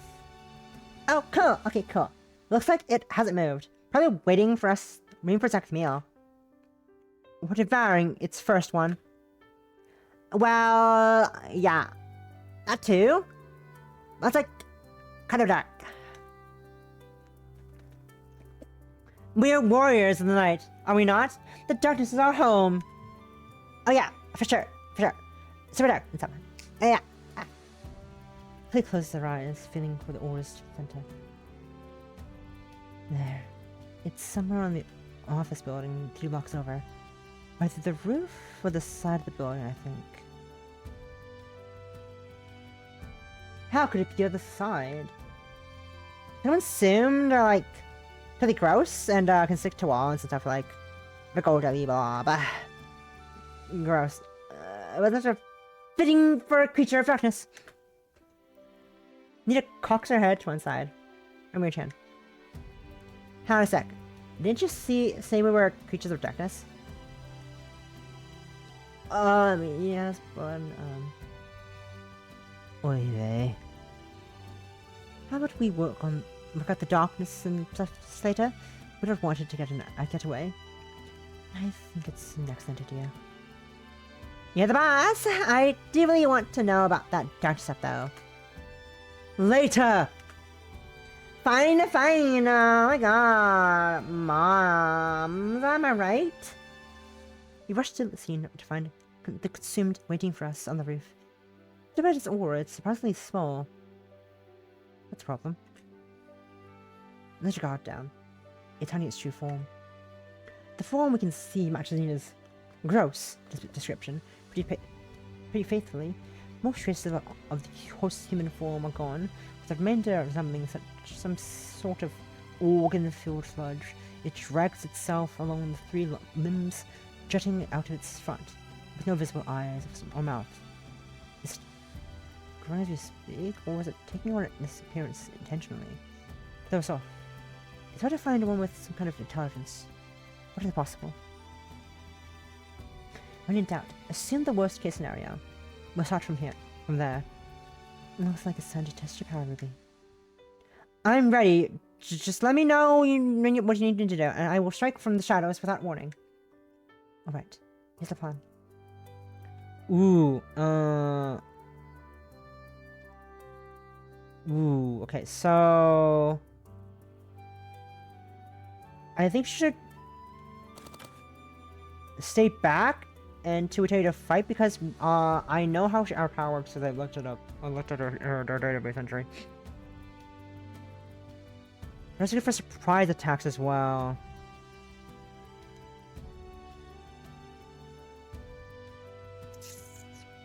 I think maybe stay back for now. Just in case. Look yourself and move away from it. Just attack it before we have the chance to keep... Don't attack it before we have a chance to keep it occupied.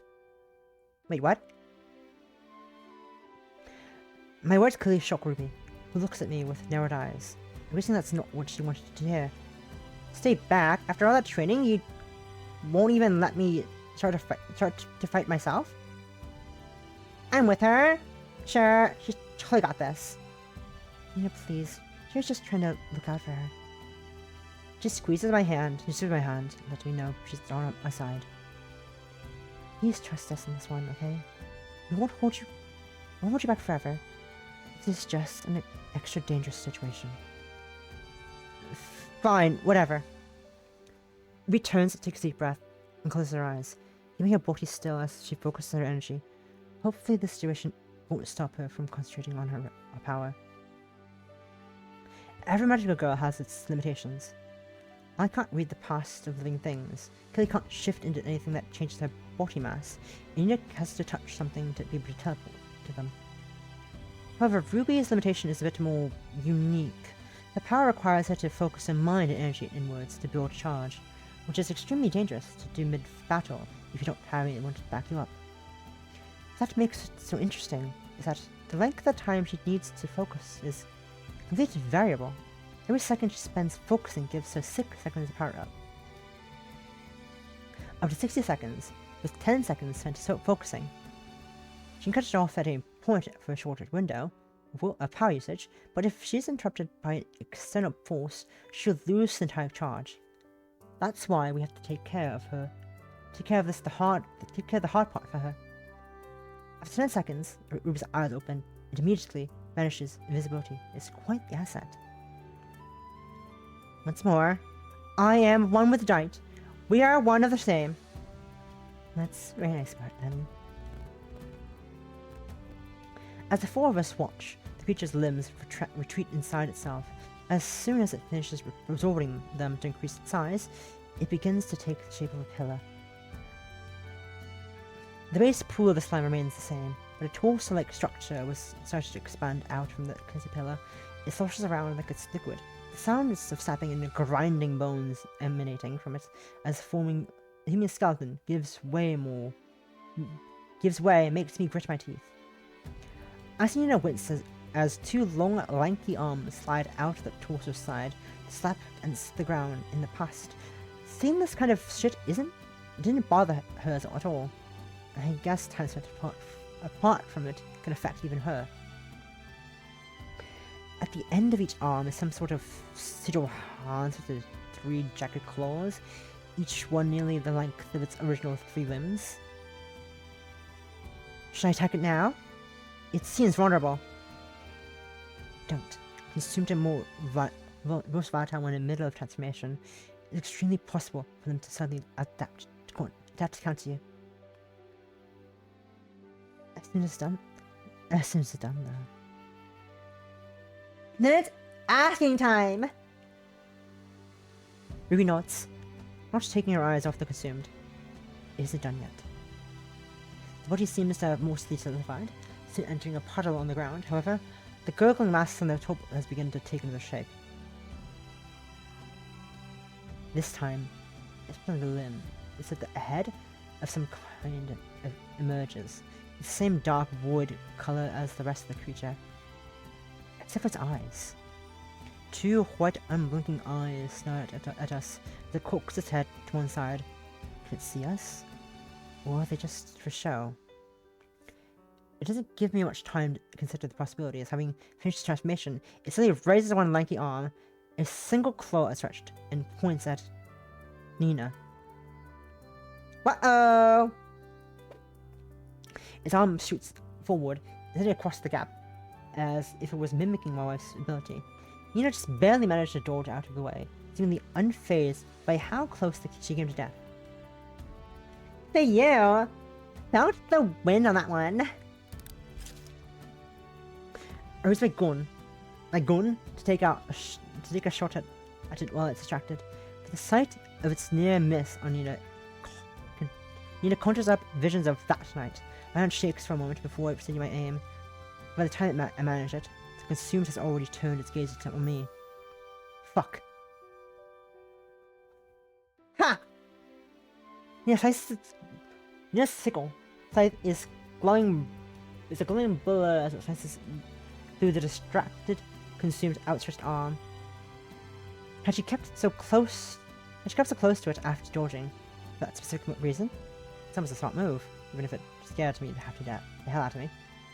Which does that mean she used me as bait? Hang on a second! Ruby, now! He appears out of thin air behind the consumed and throws out several daggers in a vertical fan formation. Each one digs into the monster's spine, or at least what it passes for one, and causes it to buckle over with a pained gurgle sound. Good hit. Let's finish it off. I start charging a shot, but Nina suddenly appears on my side and pushes my arm down so I can't aim. What's she doing? Come on, Cher. Let her do it. Looks like Keely had the same idea. Wishes to completely disentangle her whip. She does loosen it enough to make it clear that it's Ruby's turn. Still, better to have it ready to move back into action. Just in case. Give another one, Nightshade. Right. Go for the head. Fuck it up. You know, language. I told you you're a mom. I don't know how she does it. All it takes is one decisive strike and a few encouraging words to turn the tide. We might be teachers right now. We might be teachers now, but Nina will always be a leader. Darkness! Barrage! That's new. To shake the barrage name from my attack. Well, I guess that's a compliment. Wherever it came from, it works. Tosses out a concentrated pack of 5 knives, clustered together, that pierces right through the damn thing. Ha! Consumes lets out a loud shriek and bursts apart in a blast of cleansing energy. Gone down. And none of us came away with so much as a scratch. Not sure I feel proud or relieved. More proud or relieved. I did it! Oh yeah, you did. Great work, Nightshade. You kicked ass, bestie! Rue does her best to get back into stoic mode, but she can't help beaming with pride as a job well done. She's a good kid. Kid and I lock eyes. I see that her smile is just as wide. Hell, mine is too.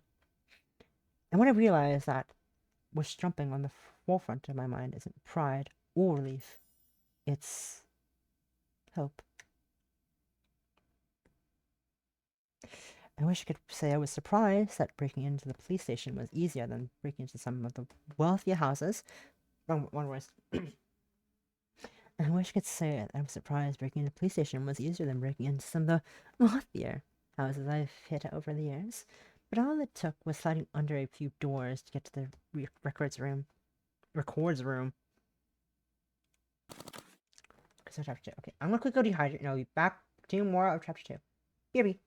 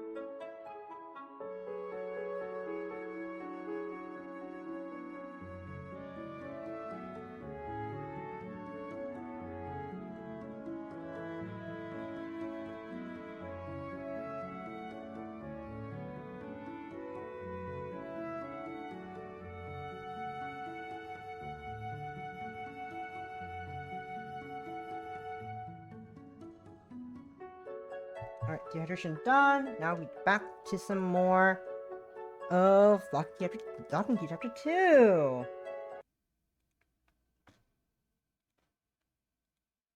Give me a second, so just throw hydrate my friend. Or not, I made the hydrate a second ago. Also a gym. Eddie, posture check.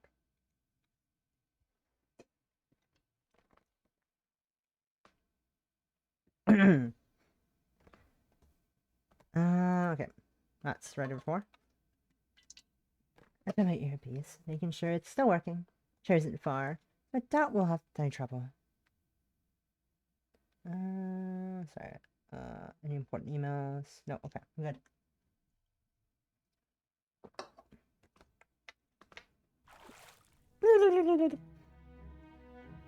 Sweetie, do you copy? I'm inside. Nice job, baby. Make sure you keep an eye out for any silent alarms. I will. Thanks, honey. Good luck in there. I love you. I love you too. I scan the room, looking for anything to indicate which cabinet holds the most recent case files. Honestly, the cabinets in question are the only piece of furniture in this place worth salvaging. Salvaging, yep. The police are many things, but they're clearly not interior decorators. Drab, great walls, without a single distinguishing feature, not even a sticker to personalize a workstation. What's wrong with these people? Beyond the obvious, of course. If I had time, I'd take the cabs with me. They're wasted in here. And to think that these morons still use paper records. They might as well just roll out a welcome mat for me. Not that I'm complaining, just being here makes me feel weird. I'm more of the type to stay as far away from police stations as possible. The sooner I can find what we need to get out, the better. Let's see now. Where are you hiding? I moved to the desk at the center of the room, illuminating solely my computer monitor. Given the case is still in progress, maybe I'll be in one of these drawers rather than being tucked away in that mess of folders they call a archive. Time for the fun part. I let my wrist go limp and start to stretch out, drawing mass from my stomach to extend it. My fingertips swirl into a different formation. One of the easiest tricks in my arsenal. One of the most effective. Slowly but surely, I flatten my hand and slide it through the crack at the top of the desk drawer. All it takes is some feeling around inside me to find the lock. It's so much easier to open from the inside. I flick it open and throw my arm, then open the door and skimming the titles of each folder. And look so far? I'm not sure. There's a whole bunch of case numbers, but I don't know which one is our target. They really ought to give the case flashier names. Easier to track down if it was called the case of the vanishing slasher or something like that. You mean Lockroom Killer, also known as the Phantom Slasher? That one? That sounds like a Sherlock Holmes story. Why do you think I like it? I tried to suppress a giggle and continued flipping through the files, looking for any relevant addresses or photos of the victims. After a few minutes of pointless skimming, I finally found my first victim. I think I got one, Marcus Prower, age 32. Wrong voice. I think I found that one. Marcus Prower, age 32. Address is the same building we were at. We met Ruby. That's my photo with flash on for some reason. Another photo of the body and texted over to Sherry for confirmation. Ooh, you're Whoa! cute, but I'm your cuter. Ikui Kimi resubbed for 12 months. Thank you, Kim, for the Prime Gaming! I only have one for the month. Thank you for the Prime and for also 12 months. Wow, it's been a year! Whoa, it's been a year. Whoa, it's been a year. Ah! Horrifying. Horrifying, it's been a year. I'm old. I'm old! I say that as if I didn't age like last week. I say as if I didn't age 5, 6, 7, 8. I think 9 days ago. Thank you for the resub. You have to have ad-free viewing. You have to use my silly emotes. So maybe I possum. You left Possum here. And also, yeah. You like your oh, thank you. Hand. Ah, you get the hand now. You have a hand on your on as opposed to whatever the fuck it was last. What the fuck it was before? I forgot what it was before. Actually, it was what was it before? It was just the silly icon from last time. No, I think it's just silly icon. Anyways, thank you for the resub, Kimmy. I appreciate it so much. Appreciate you sticking around for at least a year for subbing. Wow, wild. Wild! I took a photo of the body and texted it over to Sherry for confirmation. That's definitely him. Great work, babe. And put the photos aside and pull out the next one. Only to find other parent victim. Do you look into the case of... Did you look into the case of the one Liam Knight, by any chance? The name sounds familiar. What address is it from? I read her the address, and she responds with her usual thinking noise. It's the same cute little grumble she makes on every case she works. I think that one was before I started looking into the case myself. So they told you the names then? I pause, followed by another grumble. I don't think they did. I'm not sure. It sounds familiar, but we're not from the case. Exactly. I just went and examined the photo, tried to make the connection. It was just us being on the same wavelength, but something about him also feels familiar to me. Not to be British, whoopsies. Then the connection clicks. It clicks in the same way it feels someone just punching you in the gut. The worst kind. Helena. Who? Helena Knight, remember? A couple years ago. A couple years older than us. Used the sword. The Moonblade, I think she called it. Liam was her brother. The two faced each other when they were when we were juniors. Oh shit. This must be a coincidence, sure. Chicago's a big city, but it's not that big. Stranger things have happened, right? I pull out the file and open it. Hoping to find a name I don't recognize, but this one takes even less time to connect. Carlos Serra, age 27. Okay, hang on. Let me see the photo. Miss the picture, maybe it's just not someone with the same name. I take a picture and send it to her, but her voice tells me all I need to know. This isn't just someone random. No fucking way.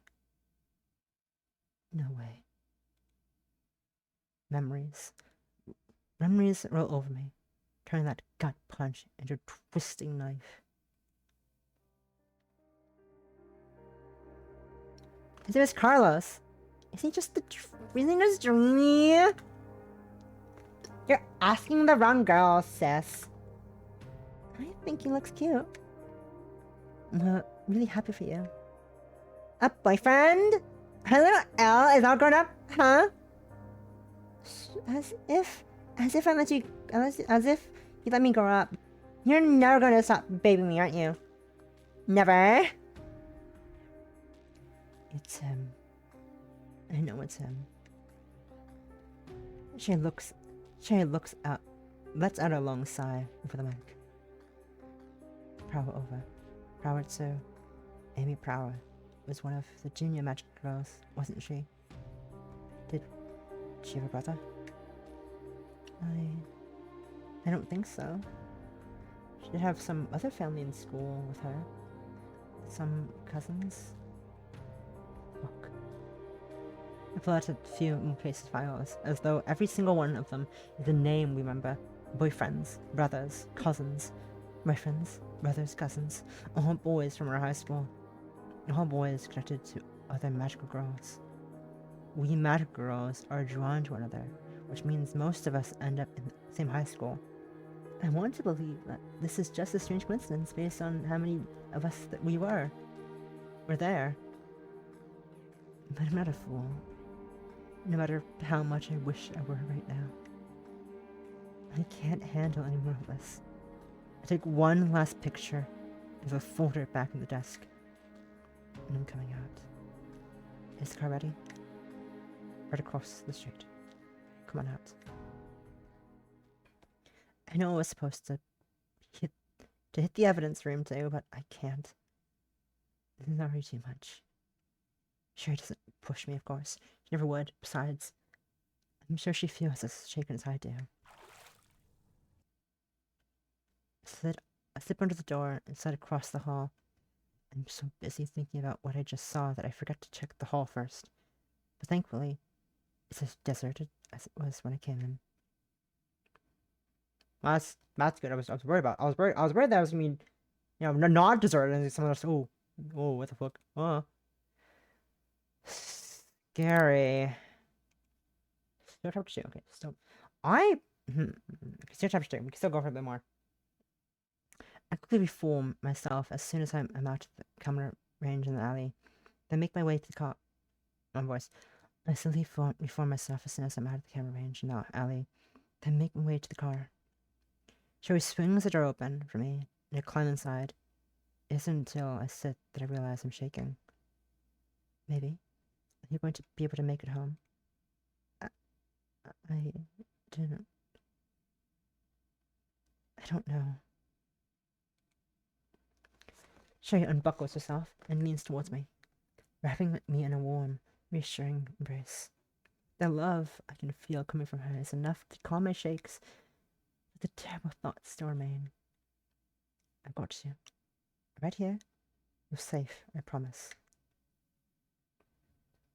I wrap my arms around her as well, sinking into her chest. She's being strong for me, but her pounding heart tells me that she's just as scared as I am. Even still, being held by her helps. Scared or not, I know she'll protect me. Just like I do for her. Thank you. Anytime, baby. I'll always be here. We both know we should move away from the police station, but I just need to stay like this for a minute. I lean up towards her and she kisses me, calming me even more. We need to figure out what it has to do with that magic energy we felt. That's what's leading this monster to them. But why them? Why not the magic girls themselves?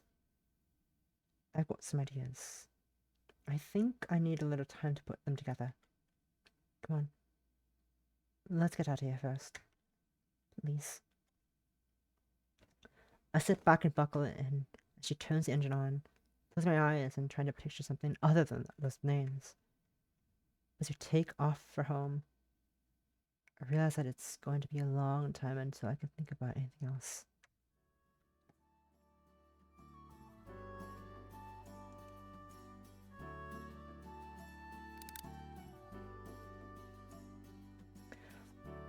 I was feeling chapter 2 was gonna be 4 hours, and I didn't think this through, did I? I don't think I thought this through when I started this. I don't think I thought this through when I said, oh, we could do some more. I thought it was gonna be short as well. I think I was completely wrong. We ended at an hour. We ended at about 2 hours, and we're now nearing 4 hours. We'll find out. I'll go a little bit long. I'll go up to like half past the hour. Anyways, great work, Ruby. I can tell you've been working, keeping your throwing arm free when you kick. Ruby wipes the sweat from her forehead and smiles at me. She's so much less reserved than when we met her. That newfound energy has been a great help in a few days. We found those files. There's joy to be found in just being a magical girl, and seeing Ruby embrace it has been a welcome reminder of the joy it brought me even. Even with the unwelcome and opening truths Sherry and I found and forgave us about our past, that joy is still there. If nothing else, I owe Ruby for that one. I spent my off day trying different angles to make sure I was able to optimal angle to approach. Nothing but the best for Nightshade's crusade. Will Sherry be joining us for our at any point? Not today. Sherry's occupied with the case. The light piercing above us reinforcing my point. She must have finally gotten through to Natalie. The only time she paces like that if she's on the phone. Why don't we stop here for today? I think we could both use a break. Ruby nods, her gaze drifting up towards the noise upstairs. Is everything alright?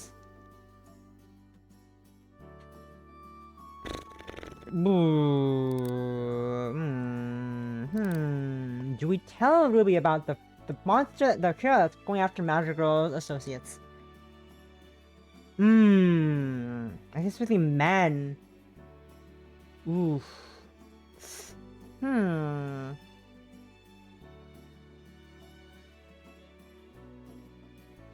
I think I'm going to not burden her with the truth for now. I might regret this later. But I don't want her to stress about it more than she already has so I'm gonna not let her know. It's nothing, don't worry about it, honey. Just got under control. If you say so. Ruby grabs her bag and heads to the door. Moving one step, hoping for one last sip of water, and we'll wave backwards. Until we next meet, my friend. May the darkness protect you. You too, honey. I took upstairs as soon as she's gone, catching Sherry mid-conversation. Got it. More checking on both of them tonight. We'll get whoever did this, I promise. You too, and again, my condolences. Sherry ends the call and tosses the phone on the bed, reaching for her jacket. Got what you needed? Helena's got two other brothers, still living in Chicago. They only live about 5 minutes apart. Close-knit family, I guess. Now, what's the plan? Sherry rubs her chin, brainstorming. We should check both houses tonight. Look around the area for consumed auras. Use my power to read nearby objects, maybe check in with them and ask if they've seen anything strange lately. Something like that. I moved to her side and rubbed her shoulder. Her tense muscles start to relax, but it's obvious how stressed she is. You've got a hunch, don't you? I've got a hunch. Sherry's hunches are always been spot on. A part of me is convinced it's actually part of her power. Something about tonight feels dangerous.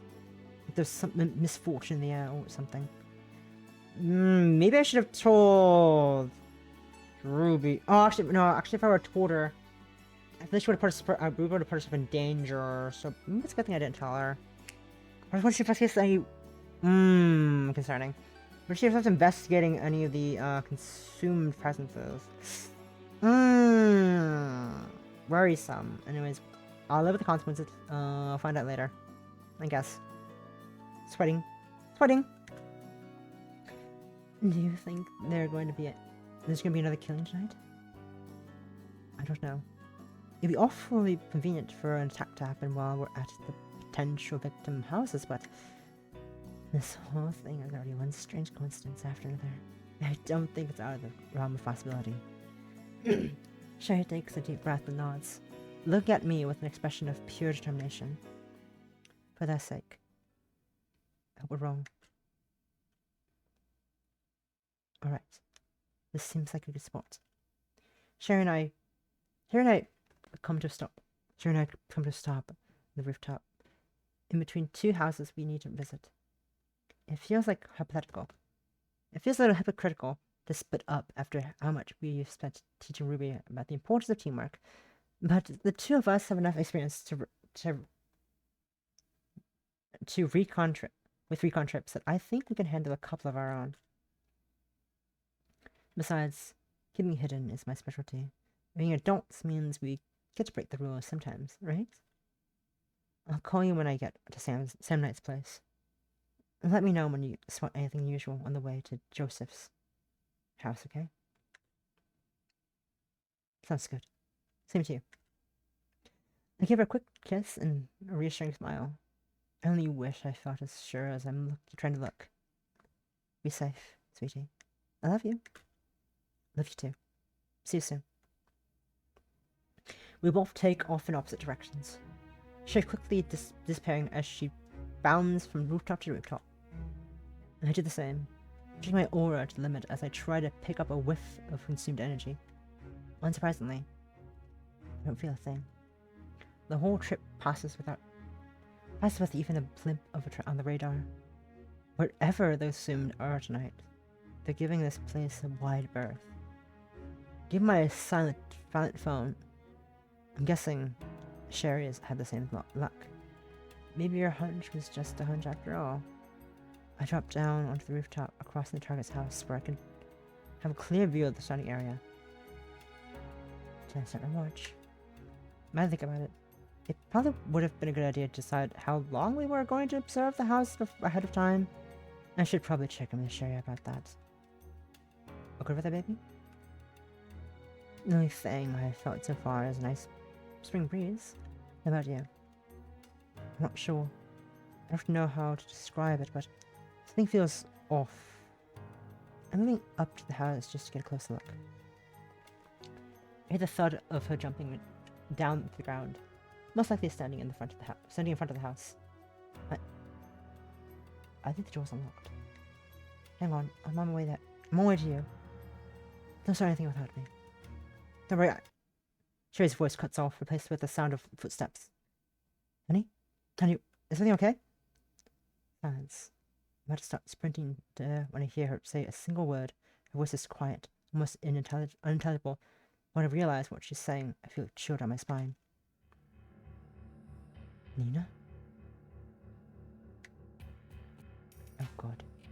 Did you pick up on the same feeling Sherry did? Did she go in alone? Sherry! Sherry! Sherry! Nothing. Just gut-wrenching silence. I end the call and bound off the roof, heading back to her as fast as I can. Shifting my body mass into my legs speed me up. But will it be enough? I can only pray that it is. Please let me be in time. My words catch my throat as the door in front of me slowly swings open. I want to jump back and retreat to the rooftops. Standing in full view behind the door is... Nina? I take a few steps forwards, trying to get a better view of her. Why is she here? Upon hearing my voice, she turns to me and smiles. It doesn't look like she's heard anything. I would ask what she's doing here when my eyes just light. I see her in full detail. My greeting dries up in my mouth.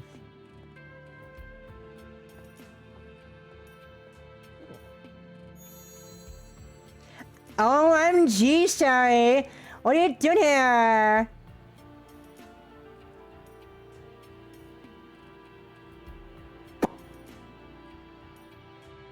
So, this is not what I was expecting? Blood.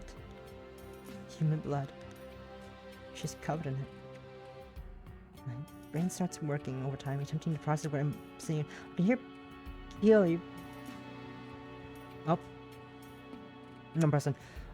My brain starts to work overtime, attempting to process what I'm seeing. Keely fainting over the phone, but I can't imagine any kind of response right now. I'm not even sure what I'm seeing, what I'd say. She beams at me, her voice and her attitude as chipper as ever. She doesn't even know what she looks like right now. That is so crazy! Like, what do you want that both of us would show up here at the same time, and that there just happens to have been attacked tonight? She's investigating too. I actually have known about Helen's brother being targets. Yeah, that's pretty weird. Hey, Nina, can I ask you something? Of course, sis. You know I'm always down to play detective. Do you want to come in? I nod numbly and follow him inside. Once I look around the room, I realize things are much more worse than I already expected. Whatever happened here was far more brutal than any crime scene I've seen so far. Blood splattered across the floor, furniture overturned and ripped to shreds, and the body. The earlier murders weren't pretty, but they were nothing like this. He's nearly been torn apart. What the fuck is going on?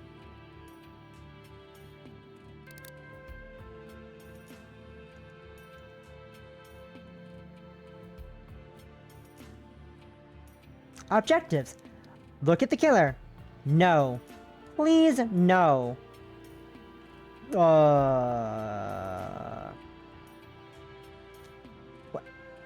happened here? And why do you have so much blood on you? Ugh! I thought you were going to ask me something interesting. Not about this total nastiness. Yep, please. Just tell me. I try to suppress the thoughts filming in my back of my mind. It can't be that. It just can't. Well,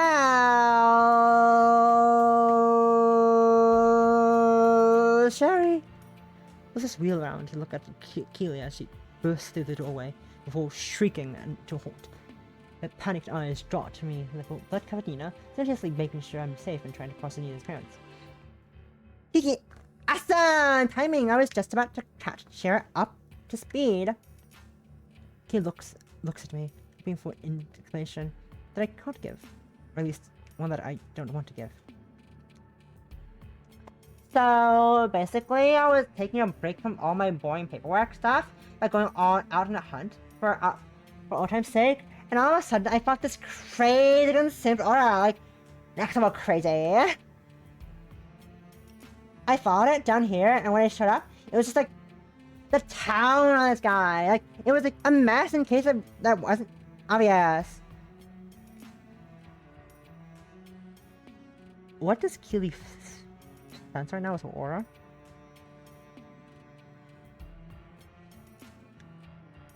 I was ready to square up with it, but as soon as I got out of my sight, the thing just took off. I tried to save him, but it was way too late. How long ago was that? Was this? Like, literally a few minutes before you showed up? For all I know, it's been in the area. It's still in the area. Turns to Keely. Just smiling, like nothing's wrong with this picture. You must have felt it in the way here, right? No way your reading would miss something like that powerful. I didn't. I didn't feel anything alright. She looks down, bullying her fist the way she always does when she's afraid to say something. And I can't feel anything here either. Really? OMG! That's nuts! It must have hit its aura or something! Consumed. Can't hide the aura. We can't either. It is impossible. But I didn't... Did you say you came here because you felt its aura? Oh yeah! Huh. That's so weird. Yeah, it's definitely weird. I'm glad I didn't tell, Allie, maybe I should have told her. Fuck. No, actually, I'm kind of glad we didn't tell Nightshade about this.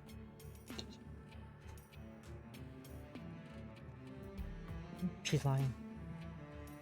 But why? Why would she lie about any of this? So, well, the blood is from when you tried to save him. Uh-huh! Pretty gross, right? I really should go wash it off before it fucks up my hair. Oh, I should catch her about this. Nothing she's doing right makes any sense. You two women come with? We should grab a drink before you head home. No, no thank you. I think we should go with you some rest. Oh, fine. But now you owe me one free hangout, okay? You're right, well, we'll do that soon. Okie dokie. Have fun, you two. Tell Ruby I said hi. She waves farewell and disappears, leaving us with a room full of violence and questions. Questions I don't want to answer. Neither of us say a word on the way home. I don't have to say. I don't have to ask how to know. No, the two of us are thinking about the exact same thing.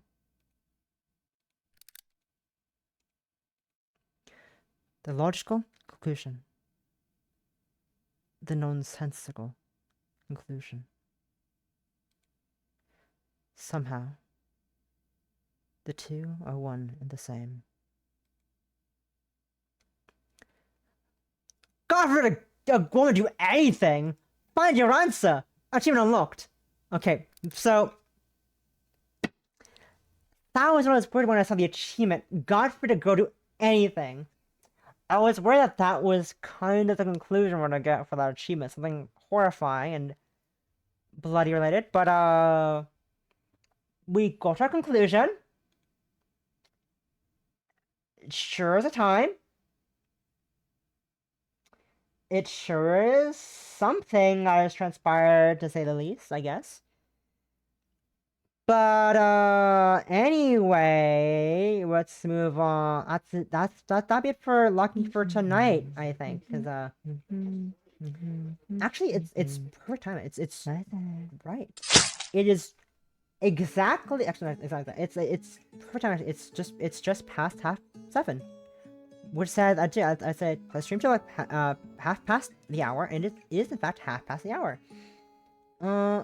Lovely timing. Also, I know that the banner is not there. It's not orange as in theme with Halloween. I forgot to fix that this earlier, but that is fine.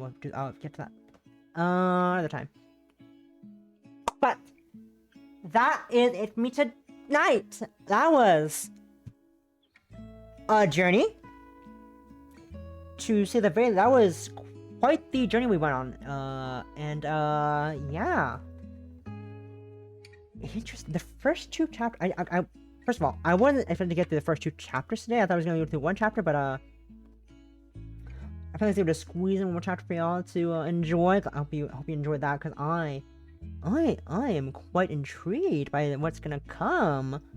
Interesting so far. Okay. I'm excited for next week. I have to wait another week to play, but that is fine. But yeah. That was quite the return streaming. After my little 6-day-ish break. It's only 6 days because I only stream. I usually stream only 4 days, but you know what I mean. You know what I mean.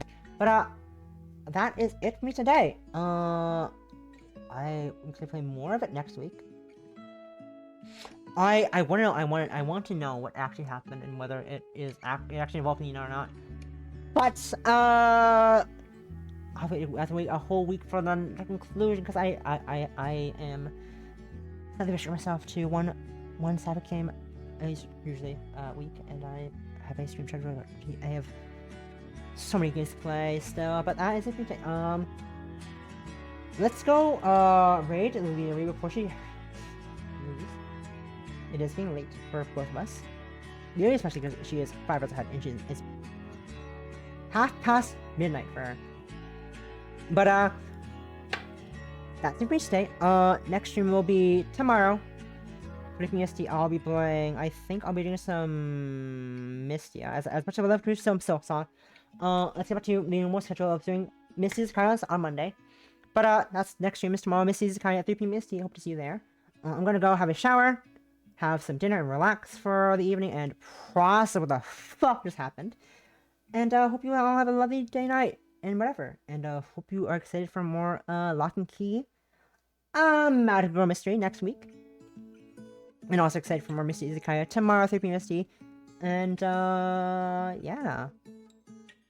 I'm excited. I my voice is just it was just about ready to die for today, I think. But I'm kind of glad I took that little break after the 4-day extravaganza at my birthday, because I don't think my voice could have survived Friday and Saturday streaming, because my voice is dying right now, kind of. I can feel it.